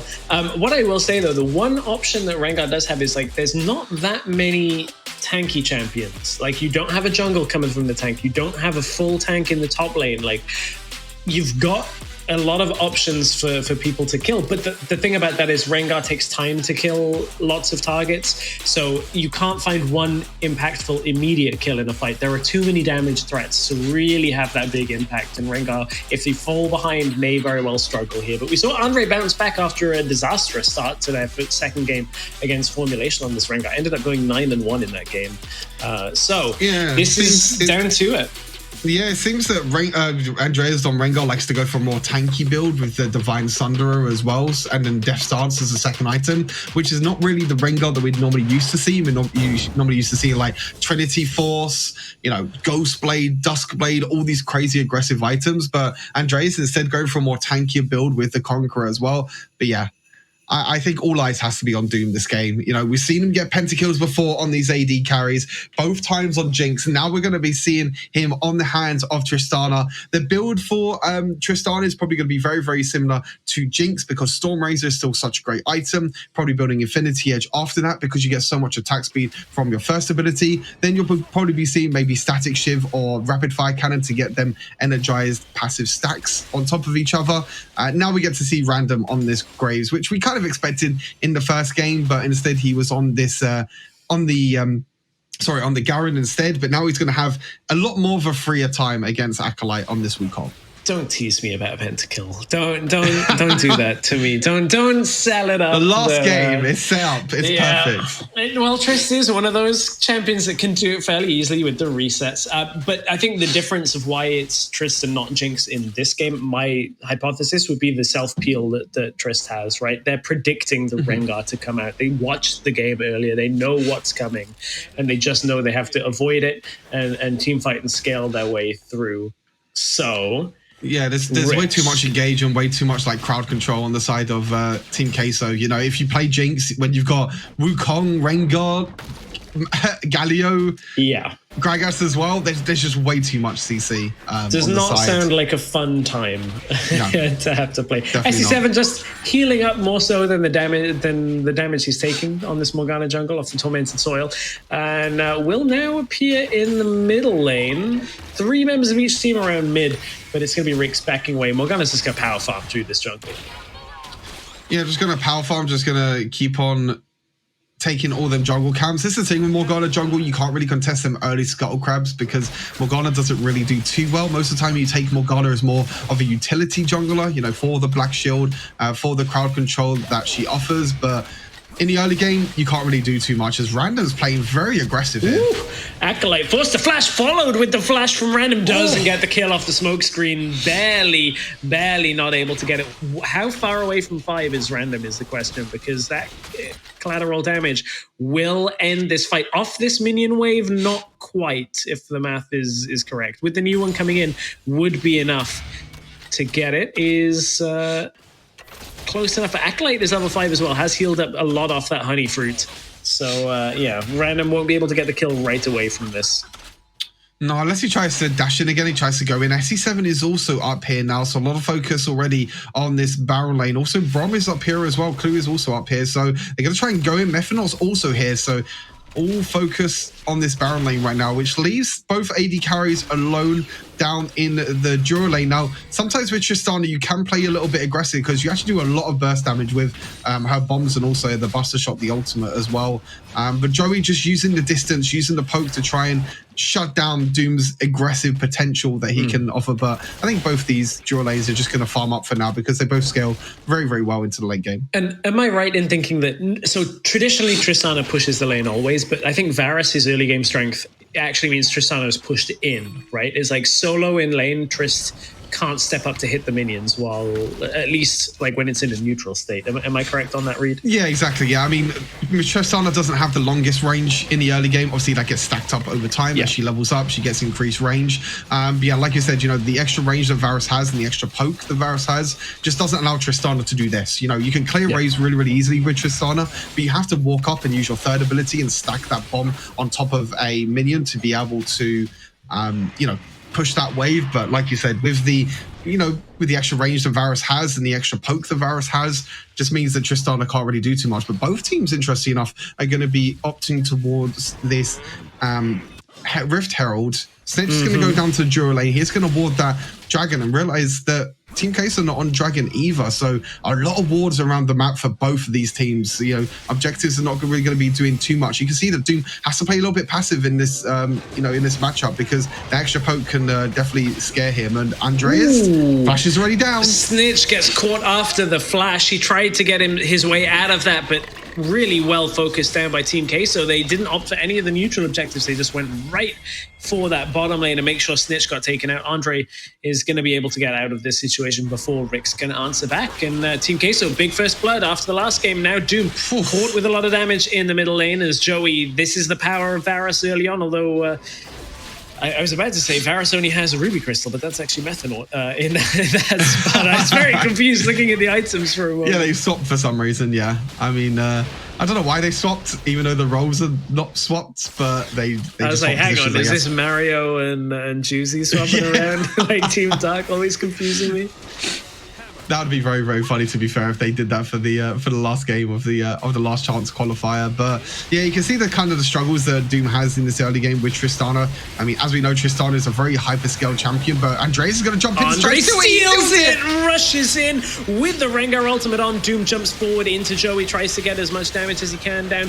Does get the reset off the first kill to Wukong, and now is how Tristana can open up a little bit more of the damage. Can he get one more auto? Will get the reset off that assist, as SC7 has picked up a second kill of that fight. And Team Queso may have got the Rift Herald, but I think they paid for it with 3 kills, or 3 deaths, I should say. And now RIX can stand in front of this tower and get some good damage down in response. And the great thing about Tristana as well is that she pushes towers perfectly. And oh, the body slam. Yeah, body slam, but it's Veos that still gets caught. That's the kill going down. The tower's going to get pushed down, and little Yordle's going to waddle away as SC7 is going to be left as a sacrifice. And it's a Tristana pushing that tower down, as you mentioned, with the explosive shot. Or explosive charge, I think it's called. Now, RIX will not be able to contest this dragon immediately. Neutral objectives will go to Queso by the looks of things. Yeah, I think you'll take that on the side of RIX, especially because you have a Tristana in that mid lane as well. You want to just be able to push out the lanes, and then Joey's just going to have to stay back now. I think if that mid lane tower still does stand for Team Queso, then they're going to have that mid lane priority with Joey. But now they're going to try and get a bot lane tower instead. But Clue is also here with the shield, and Snitch is here, and SC7's behind as well. I don't think they can even get this. Yeah, Doom is roaming down too. If they can get a fight started and get somebody low, that's where Tristana takes over. Stormrazor completed already. You've mentioned Tristana scaling. I think some people don't see Tristana very often in their games, so her range is going to scale with her passive throughout the game. Every level you get increases your range. By the end of the game, she has the highest range of any ranged carry, and basically is ultra safe with her jump, with her buster shot, and because her ability 1 gives her a ton of attack speed, she will just destroy everybody in her path. Yeah, you explained it perfectly there, Stress. You know, that's a great thing about Tristana when it gets into the later stages of the game. We're going to see the team fight again. It was Joey that got jumped on originally, and you can see the fight was very, very split. Doom tried to do as much damage as possible, and it was just a lockdown of the passive, really, from Brom, just showing how strong Brom can be. And then when Tristana gets a takedown, a kill or assist, she's able to jump around, gets another reset as well, but decides not to jump in. But now they're going for more fights. Tristana passive, here we go. Random was burning down, but managed to get the honey fruit, and Doom is just going to run it out, flashes forward for the double kill. This is exactly what Team Queso do not want to happen. The Tristana cannot afford to be given kills throughout the early game because she will terrorize late game fights, and it'll be almost impossible to shut her out. Yeah, the struggle with Tristana is definitely in the early game because, you know, she doesn't have the best range. She doesn't have the best, you know, clear as well. And Joey can definitely look to take that to his advantage. But now 3-0-2 on this Tristana. You can see that he can just walk up now because there's no mid lane tower. Just use that third ability to get the minion wave clear, but it's actually Team Queso that actually engaged onto random, but they weren't able to pick it off. And you can see Doom, when he gets a kill, he can jump on, uses that flash to get closer to Rengar so he can't use that ultimate to get away. And now it's pretty much full control now for RIX, to be fair. They got the mid lane tower, they got 2 towers to 0. They did lose the Rift Herald and the Infernal Dragon. The Rift Herald is still in the hands of Andreas. It looks like he is just going to use it towards this dual lane, so they are going to get a tower back. There we go. Rift Herald does drop, but Andreas is not having a lot of fun on this Rengar this game. I think we mentioned it in Champion Select. You know, when you're against champions like Morgana, like Brom, like even Tristana as well, it's so hard to try and jump onto any member really of RIX because there's so much CC and there's so much disengage. And I feel like we're running out of time for Team Queso to have a big fight to go their way. I think they need a fight where Doom dies really quickly and they're able to tidy it up. Otherwise, I think there's just too much coming from Doom's damage later on into the game, and you see him run down Acolyte. It's Clue that doesn't quite drop. I thought they were going to pick up the kill from that, and now Methanaut has had to use his ultimate in order to keep the team alive, and now he's getting run down, and Doom, no health targets. That's exactly what a Tristana wants, but he does get locked in place, forced to stasis, and that buys Doom enough time to jump back out after the reset. Now Andre, he's not long for this world as it's SC7 picking up the kills, but it's given Doom the resets all the way through as Veos tries to body slam back in, but RIX slammed the door on him, and now it's going to be a Rift Herald taken down by RIX. I feel like they are in full control of this game, just like Queso were in game 2. It looked like Queso were actually going to come out on top in that team fight, but in the end, Andreas, he flanked to kill Clue in the back line, but then got completely caught out himself. And it was just SE7 with all the crowd control that that he offers on this Morgana pick, Random just being able to go around the team fight as well, and Doom, like you said, with the resets, being able to jump in and out of team fights, use that stasis as well. He has picked up an early stasis to kind of help him out a little bit with the survivability against Andreas, because sometimes it can be a little bit difficult. Does have the Infinity Edge picked up as well, and you know, as you mentioned before, you know, with Tristana, the scaling that Tristana offers as well, it seems like Team Queso have less and less time to be able to try and get an advantage. But now Andrea's looking towards this Baron lane. Yeah, Snitch has been caught forced to stasis and is likely to drop here. It depends on how much that RIX can actually regather from this, as Clue is there with Random. Joey's here as well, though, and look at the damage. That's 2v4 from here. Snitch dropped so long ago, it seems, and there needs to be more follow-up from Queso. As it's now Doom picking one up from this exchange. Random is going to kite back and try and buy as much time. It was actually Doom in bottom lane getting a solo kill, as Clue is going to absorb some of the time here from Team Queso. SE7 is here. He's just going to try and walk these dogs all the way out of the last chance finals, and here comes the dark binding damage from the tormented soil. Queso can't find the kills they need, and SE7 needs to stop for one auto to get the honey fruit. He can't, and Team Queso are losing their minds right now as RIX are gonna push things through. I realized Team Queso might think I was calling them dogs. It's just what I refer to as Morgana's ultimate. Just, you know, the chains connect. I was not being PM. To be honest. I realized as I said it how insulting that might be, so apologies. I wasn't going to mention it. I'll be totally honest. I was like, oh, someone will. I'll get tweets if I don't clarify that point immediately after. This was the fight really right at the start, and you can see it was a very messy fight. Andrea's able to jump in on the back line, but got completely caught out himself, and it's just the extra damage and all the crowd control that RIX have to offer with this lineup, with SE7, with the black shields as well, kind of denying really the engage, and then Veos in the end trying to overstep, didn't really do too much. I'm really interested to see that solo kill for Doom as well. Hopefully we get to see that in the duo lane, because that solo kill for Doom in the duo lane allowed him to push 2 towers in the duo lane with the Rift Tower. Now Tristana's pushing power with the towers with her third ability is absolutely disgusting, because the amount, if you auto attack each time, it means that the bomb on the tower is going to do more and more damage. So able to push out 2 towers in that duo lane, use the Rift Herald as well, and you can see 11,500 gold on this Tristana. Has the rapid fire cannon as well. So if you thought that Tristana had a lot of range that's scaling into the late game, you know, near level 15 as well on this Tristana, it's going to be even longer. Yeah, this, I mean, again, RIX on the sideline. They're going to take a fight before the rest of the teammates here, but Doom is closing in on the fight, and that means it's only a matter of time before the Doom comes down on top of Team K. So he's into the fight, unstoppable and untouched as he jumps through. Double kill picked up already. I think 1 kill had already gone over to SE7. It's going to be a quadra kill going over to Doom. It's not a penta today, but RIX are in full control. I think Doom knows that you're casting, so he doesn't want to give you a pentakill. I know! I'm over here like expecting a pentakill, insulting Team Queso. I'm trying to do everything here to become a RIX fanboy off this. I think I'm going to need to send like Queso a fruit basket or something, some flowers, just to apologize. But I mean, no apologies here from RIX pushing down the inhibitors. This is going to be completed. This game is basically done with Tristana Despair. 3 items plus the stasis is so hard to break through. Maybe you could give them a little treat in Barcelona. Maybe that's what they need. But yeah, Doom do really well with that solo kill as well on Veos in the duo lane, able to get that solo kill. You can see Veos burst damage is there, but with the extra damage that you could do with that ultimate and with the bombs as well from Tristana, able to get the solo kill. And like you said, 8-0 and 5 now on this Tristana. Has the Mortal Reminder completed, has the Rapid Fire Cannon completed. They're still trying to get picks though in the solo lane, Team Queso. Yeah, they're trying to just fight this out, but I don't know that they can, because Doom has jumped forward onto Joey. It's a flash over the wall as Doom, does he have this? He opts to flash through, but doesn't get the kill for the jump reset from this. And RIX, I mean, they still have full control. They forced out a lot of the summoners and the cooldowns available from Team Queso, and now they're set up to just keep pushing. Yeah, they're just gonna keep pushing their way, and they might try and look for... No, I thought they were gonna go for the Baron, but they're gonna instead just play it safe for now. They're just gonna go straight towards the Dragon, pick up the Cloud Dragon for themselves, and Yeah, like you said, Ray, it's nearly a 10,000 goal lead now for RIX. It's just a fight in the duo lane. It was, again, Team Queso trying to get these picks and trying to get the team fights, but you can see in the backline as well, Doom isolates Wukong and SE7 was able to get it as well. And then after that, we go straight back into a fight. We're into a fight. The start didn't even need to be seen. It's another kill going down.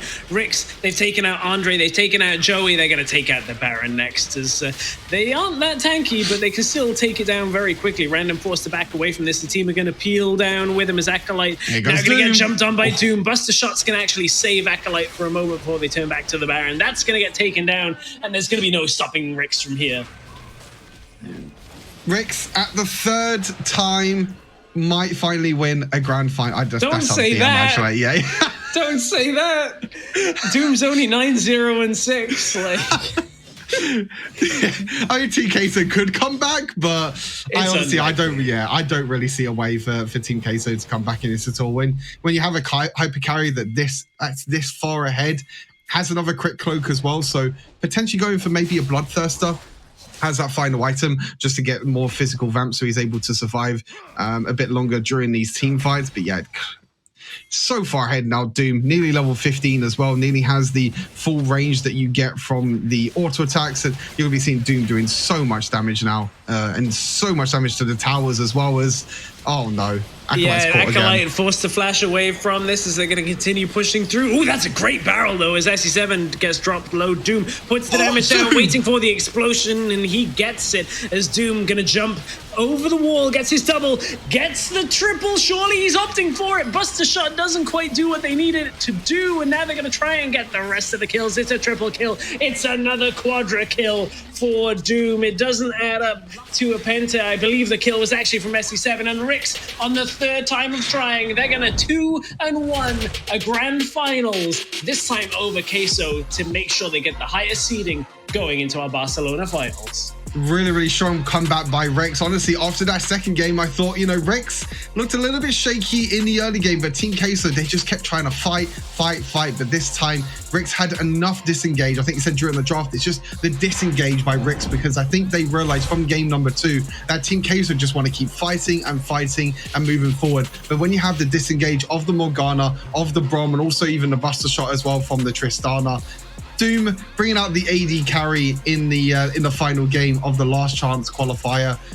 I'm really excited for Barcelona now. I think we're probably going to get potentially 1 or 2 patches before Barcelona, because it's still a month away, so maybe the meta might change ever so slightly, but I really hope that AD carries still become a thing, because seeing Doom on these AD carries is just so fun to watch. Yeah, Doom looks, I mean, we've barely even had to talk about the best bot lane carries throughout the entirety of the WREC, just from the way that we've been playing a lot of mages, and they haven't necessarily been the most impactful, but Doom, I feel like when he's playing these carries, really makes a name for himself on this. We see how comfortable he can play. We see how much more reliable RIX can actually be playing for bottom lane. And that's not to say they couldn't with the mages, because I still feel like Doom was having good performances, but this is like literally get on my back and I'll carry you all the way through from Doom with a pick like this.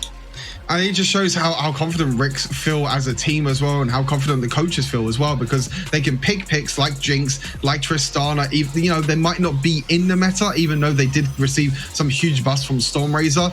It's really RIX are the only ones that were able to pick up these hyper carries and still win with these hyper carries as well, which just shows you the individual talent of this team. It shows you how much confidence the coaches have behind this team, also the players as well, how much confidence they have with each other. And as Snitch said yesterday as well, all that practice, that has definitely come out on top as well, because at the start of the year, RIX looked a little bit shaky with this new lineup, but now with all that practice in the hands of RIX, they will be going in as the highest seed from last chance qualifier and will take home the crown of the last chance qualifier victories. Yeah, SE7 on the Morgana looked pretty good as well, just to round out this game. I feel like it was a pivot in the draft where we were like, ooh, there's so many jungle bans, I wonder what it's going to be. And SE7 comes out with this pick and is able to kind of have that presence, keeps Doom secure. There's an AD carry doing 26,000 damage because he was so far ahead in this game. But I mean, that's what we've been asking for. We wanted to see it, right? We wanted to see these types of games from RIX, and we finally got to see them. I mean, I think Team Queso should still feel good about their performance. They still are in the group stage. They still have, I think, been peaking at the right time. There's still work to be done, though, for them. And I think Elke even said that in the interview we heard with him, where it's like, they're not finished. They're not at the peak. So I think Queso still have some improvements that they can make there. I think the good thing is now is that all these teams that have qualified for Barcelona, they've got some time now to prepare. They've got just over a month now to prepare, to scrim every single day, because we know how much hard work goes into, you know, all of these teams, whether it's the players or the coaches. They're going to be scrimming every single day. They're going to be preparing for them finals in Barcelona, because now that's kind of the next stage of this tournament. You know, Barcelona with positions in the Icon Series up for grabs, which is going to be kind of the World Championship of WREC, which is going to be happening later this year. So I'm excited really to get to Barcelona and see what happens with all these teams now qualified. Yeah, it feels like not long until we get there. I say it's like a month, and then we're going to blink and it'll be right there. So it's my favorite thing, though, is like we're going to a LAN event. We're going to see the players taking each other on, face to face. We'll see them there in person. First of all, play the game from this third game. It's going to be one where Doom is just going to jump around the place, I think, on this Tristana. Maybe it's quadra kill, maybe it's triple kill. Yeah, something like that, possibly. Maybe. Play the game. Coming right up. Last one of the online portion. Yeah, it's going to be the play of the game. And this is where Team Queso, again, tried to play aggressive in this duo lane. They tried to play over-aggressive, but they didn't realize that SE7 and Doom would collapse in the backline. But you can see all the disengage from RIX. You know, Snitch flashing away the Brom as well, which I think was a great pick in the end. SE7 on this Morgana, using the ultimate to kind of lock down the members of RIX. And then in the end, Doom on this Tristana getting a nice, easy cleanup with the quadra kill. I think when you see low health bars, when you're Tristana, it's just so nice and satisfying to just say, okay, jump, auto attack you, you're dead. Jump to you, auto attack you, you're dead. You know, to get reset after reset after reset. And it was really, really satisfying to watch. But honestly, really well played in RIX to kind of adapt their draft in day number 3. Wow, that is all of our games done. We only have a few more things to do. The first thing is to hear from somebody we've heard from quite a few times. I'm just going to lay the gauntlet down and say, I love hearing from Snitch, but RIX, we're going to force you into interviews in person when we're in Barcelona. But Snitch, for today, I'm looking forward to hearing your thoughts on that series with Xandral for an interview.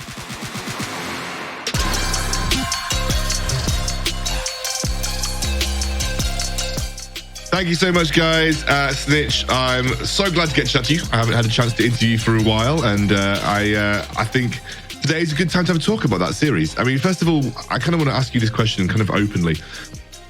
It wasn't the cleanest of series. Clearly, Game 2 was a bit of a struggle, but I kind of want to ask you as a team, what are the challenges with Team Queso? Like, when you go into a game, like, what are the challenges that you face as a team when taking on Team Queso specifically? I mean, I think Queso is always, the Andre Zed conundrum. How do you deal with him? Whether it's 700 bans or, invading his jungle until he doesn't want to play anymore. I think it just generally comes down to, managing their strategies that revolve around him. Because he obviously is their signature carry. I think Veos is a great mid player and he's a great, secondary carry. But, Acolyte is normally more of, the safer kind of weak side picks. And their bot lane, focusing on, the mages and Varus. So it's not normally coming from the jungle. So, you see we identify, the Lulu, the Jax. These are a lot of things they've been playing a lot to, push that style. I mean, even we saw them playing against Formulation and the Lulu was kind of going through. We were like, okay, maybe they've given up on the Lulu. Maybe we can kind of let it slide through game 1. But clearly they have not given up on the Lulu. So that was a little bit more awkward than it probably should have ended up being. We still had a solid comp into it. And obviously we were able to take the game in the long run, even if, it was a bit messy. I think our early game in general was just a bit sloppy today. Everyone's a bit sleepy, but it is what it is. We don't talk about sleepy on this broadcast. I literally fell asleep. Right. You didn't get to see it, Snitch. There was supposed to be a breakdown in between game 2 and game 3. Instead, all they got was a screenshot of my face asleep. So how did you adapt then going into game 3, Snitch? After game 2, clearly, you kind of followed that same formulation pathway of let's get Andre to something that's a little bit less reliable. Was that kind of your game plan going into game 3? Yeah, I mean, certainly. I mean, we saw what they did in the first 2, which was the Gragas Galio. We went for the Olaf line in the second game, but it didn't really end up working out. It wasn't really fitting the style we wanted to play into them. And just, our early game ending up being like really weak. It didn't really feel like it was working for us. So we decided to adapt in game 3, went for the Brawl, which obviously is really strong on these early skirmishes. So it kind of limits them from taking too many aggressive engages or dives like they did in game 2, where we had the Nami, and it's a lot easier to maneuver around. So yeah, we ended up taking a bit more of like a heavy brawly comp, and obviously they didn't prioritize their jungle because they like to get Joey the Varus. So again, we pinched that, and then they thought that they were pinching our jungle, but really, we always have 7 with these crazy picks like the Morgana. So they ended up pinching themselves even more. So we were like, oh, Cossacks, man, wonderful. So they kind of ended up outdrafting themselves a bit there. But yeah, we definitely triangulated him a bit more for sure. Yeah, it kind of looked like that way. I think that's one of the benefits of SC7. He has these kind of like, I think that's one of the benefits of RIX in general. You have these wide champion pools in pretty much every lane. It's kind of what we talked about before we went in about you versus Vejos, where Vejos has kind of a limited champion pool that he works really well on, but you're kind of like this guy that plays everything, and I think it kind of benefits the drafts in general. I think you've got like 1 month until Barcelona now. How are you guys aiming to keep yourself like ready and prepared for those live finals? Is it just a lot of scrims? Are you taking a break? Like what's next for RIX as you gear up for the live finals? I think it's really hard, actually. I think it's something that's not talked about a lot. But with formats like these, you obviously have a really big break between the next event. I don't know if there'll be any tournaments throughout April in general, and even if there are, I don't know if we'd want to play them, to hide strategies and not give away too much information. But yeah, it'd almost certainly come down to just a lot of scrims. I know we are planning to take a bit of a break because it's been a long time since we were to have like a solid week off. So we'll definitely probably look at that. But yeah, after that, I guess it's just a lot of scrims, a lot of testing, a lot of training, lots of solo queue. Like you said, we got to keep those champion pools, flexed and ready. So I'm sure we'll be putting a lot of practice into some signature picks, hopefully to be ready for the event. I got one last question. It's just a fun one, Rix, before I let you go. Rix, call you your team name. Snitch, before I let you go. He's still a bit sleepy. Everybody let him go. I'm still a bit sleepy. Trust me. Oh, gosh. Never, it's the first time it's ever happened. I'm going to say it right now. Never fallen asleep on a broadcast, but totally passed out in the middle of a broadcast. Got one last question. Usually we kind of decide on an MVP between the talent crew. If you had to decide for your team who the MVP would be, who would you choose? No, I have to give it to Doom, which is, I never get MVP, man. We went for the same one, yes. I didn't play that well today. I'm not begging for it. But last time, I was smurfing, dude. Why'd 7 get it? But I guess we got to give it to Doom. He played really well in game 1 and 3. I guess we'll let Doom have it. I mean, whatever. Like, I'm fine with it. Okay, I might have spoiled the surprise, but, I'm glad that you said Doom. Snitch, thank you so much, mate. We're going to let you go. Hope you have a good month, obviously, in the build-up to Barcelona, and I'm sure we'll see you very soon. Thank you. That was totally worth spoiling the surprise. I don't mind that. It's totally worth it. No surprises when we get to the MVP. It will be Doom. Good performance in the last game. Really strong performance in the first game as well, was, I think, the key thing. And I want to focus a little bit on Doom's performance before we go back and talk about some of the interview with Snitch, because I think there's some really important things to talk about there. Doom, I think today is his most reliable performance that we've seen, where like the team seemed to be more on Doom's shoulders, perhaps, than in previous games where it hasn't been as necessary in moments. Maybe I have an odd read on that, but that's how it felt watching it. Yeah, I think the first game was just all about survivability, really, for Doom, and just doing really well to just deny Team Queso from jumping onto him. But he did so well. He landed multiple shockwaves. He did really well on that Orianna in game number 1. And as we see the MVP, obviously, like Excalibur already spoiled for us already, it's going to be Doom. But yeah, overall, a great performance in game number 1, doing really well in the Orianna pick. And like I said, probably his best AP mage performance of the entire WREC. We know what Doom could do on these AD carries, like we saw in game number 3 as well on Tristana. But sometimes on an AP mage, it's not something that's really up his alley. Like I said, you see on the streams all the time, he loves to play his AD carries, whether it's Jinx, Tristana, Draven, all these picks. And he really got to show in game number 3 that if you give him an AD carry, if you can put him on your shoulders, then it will be all good.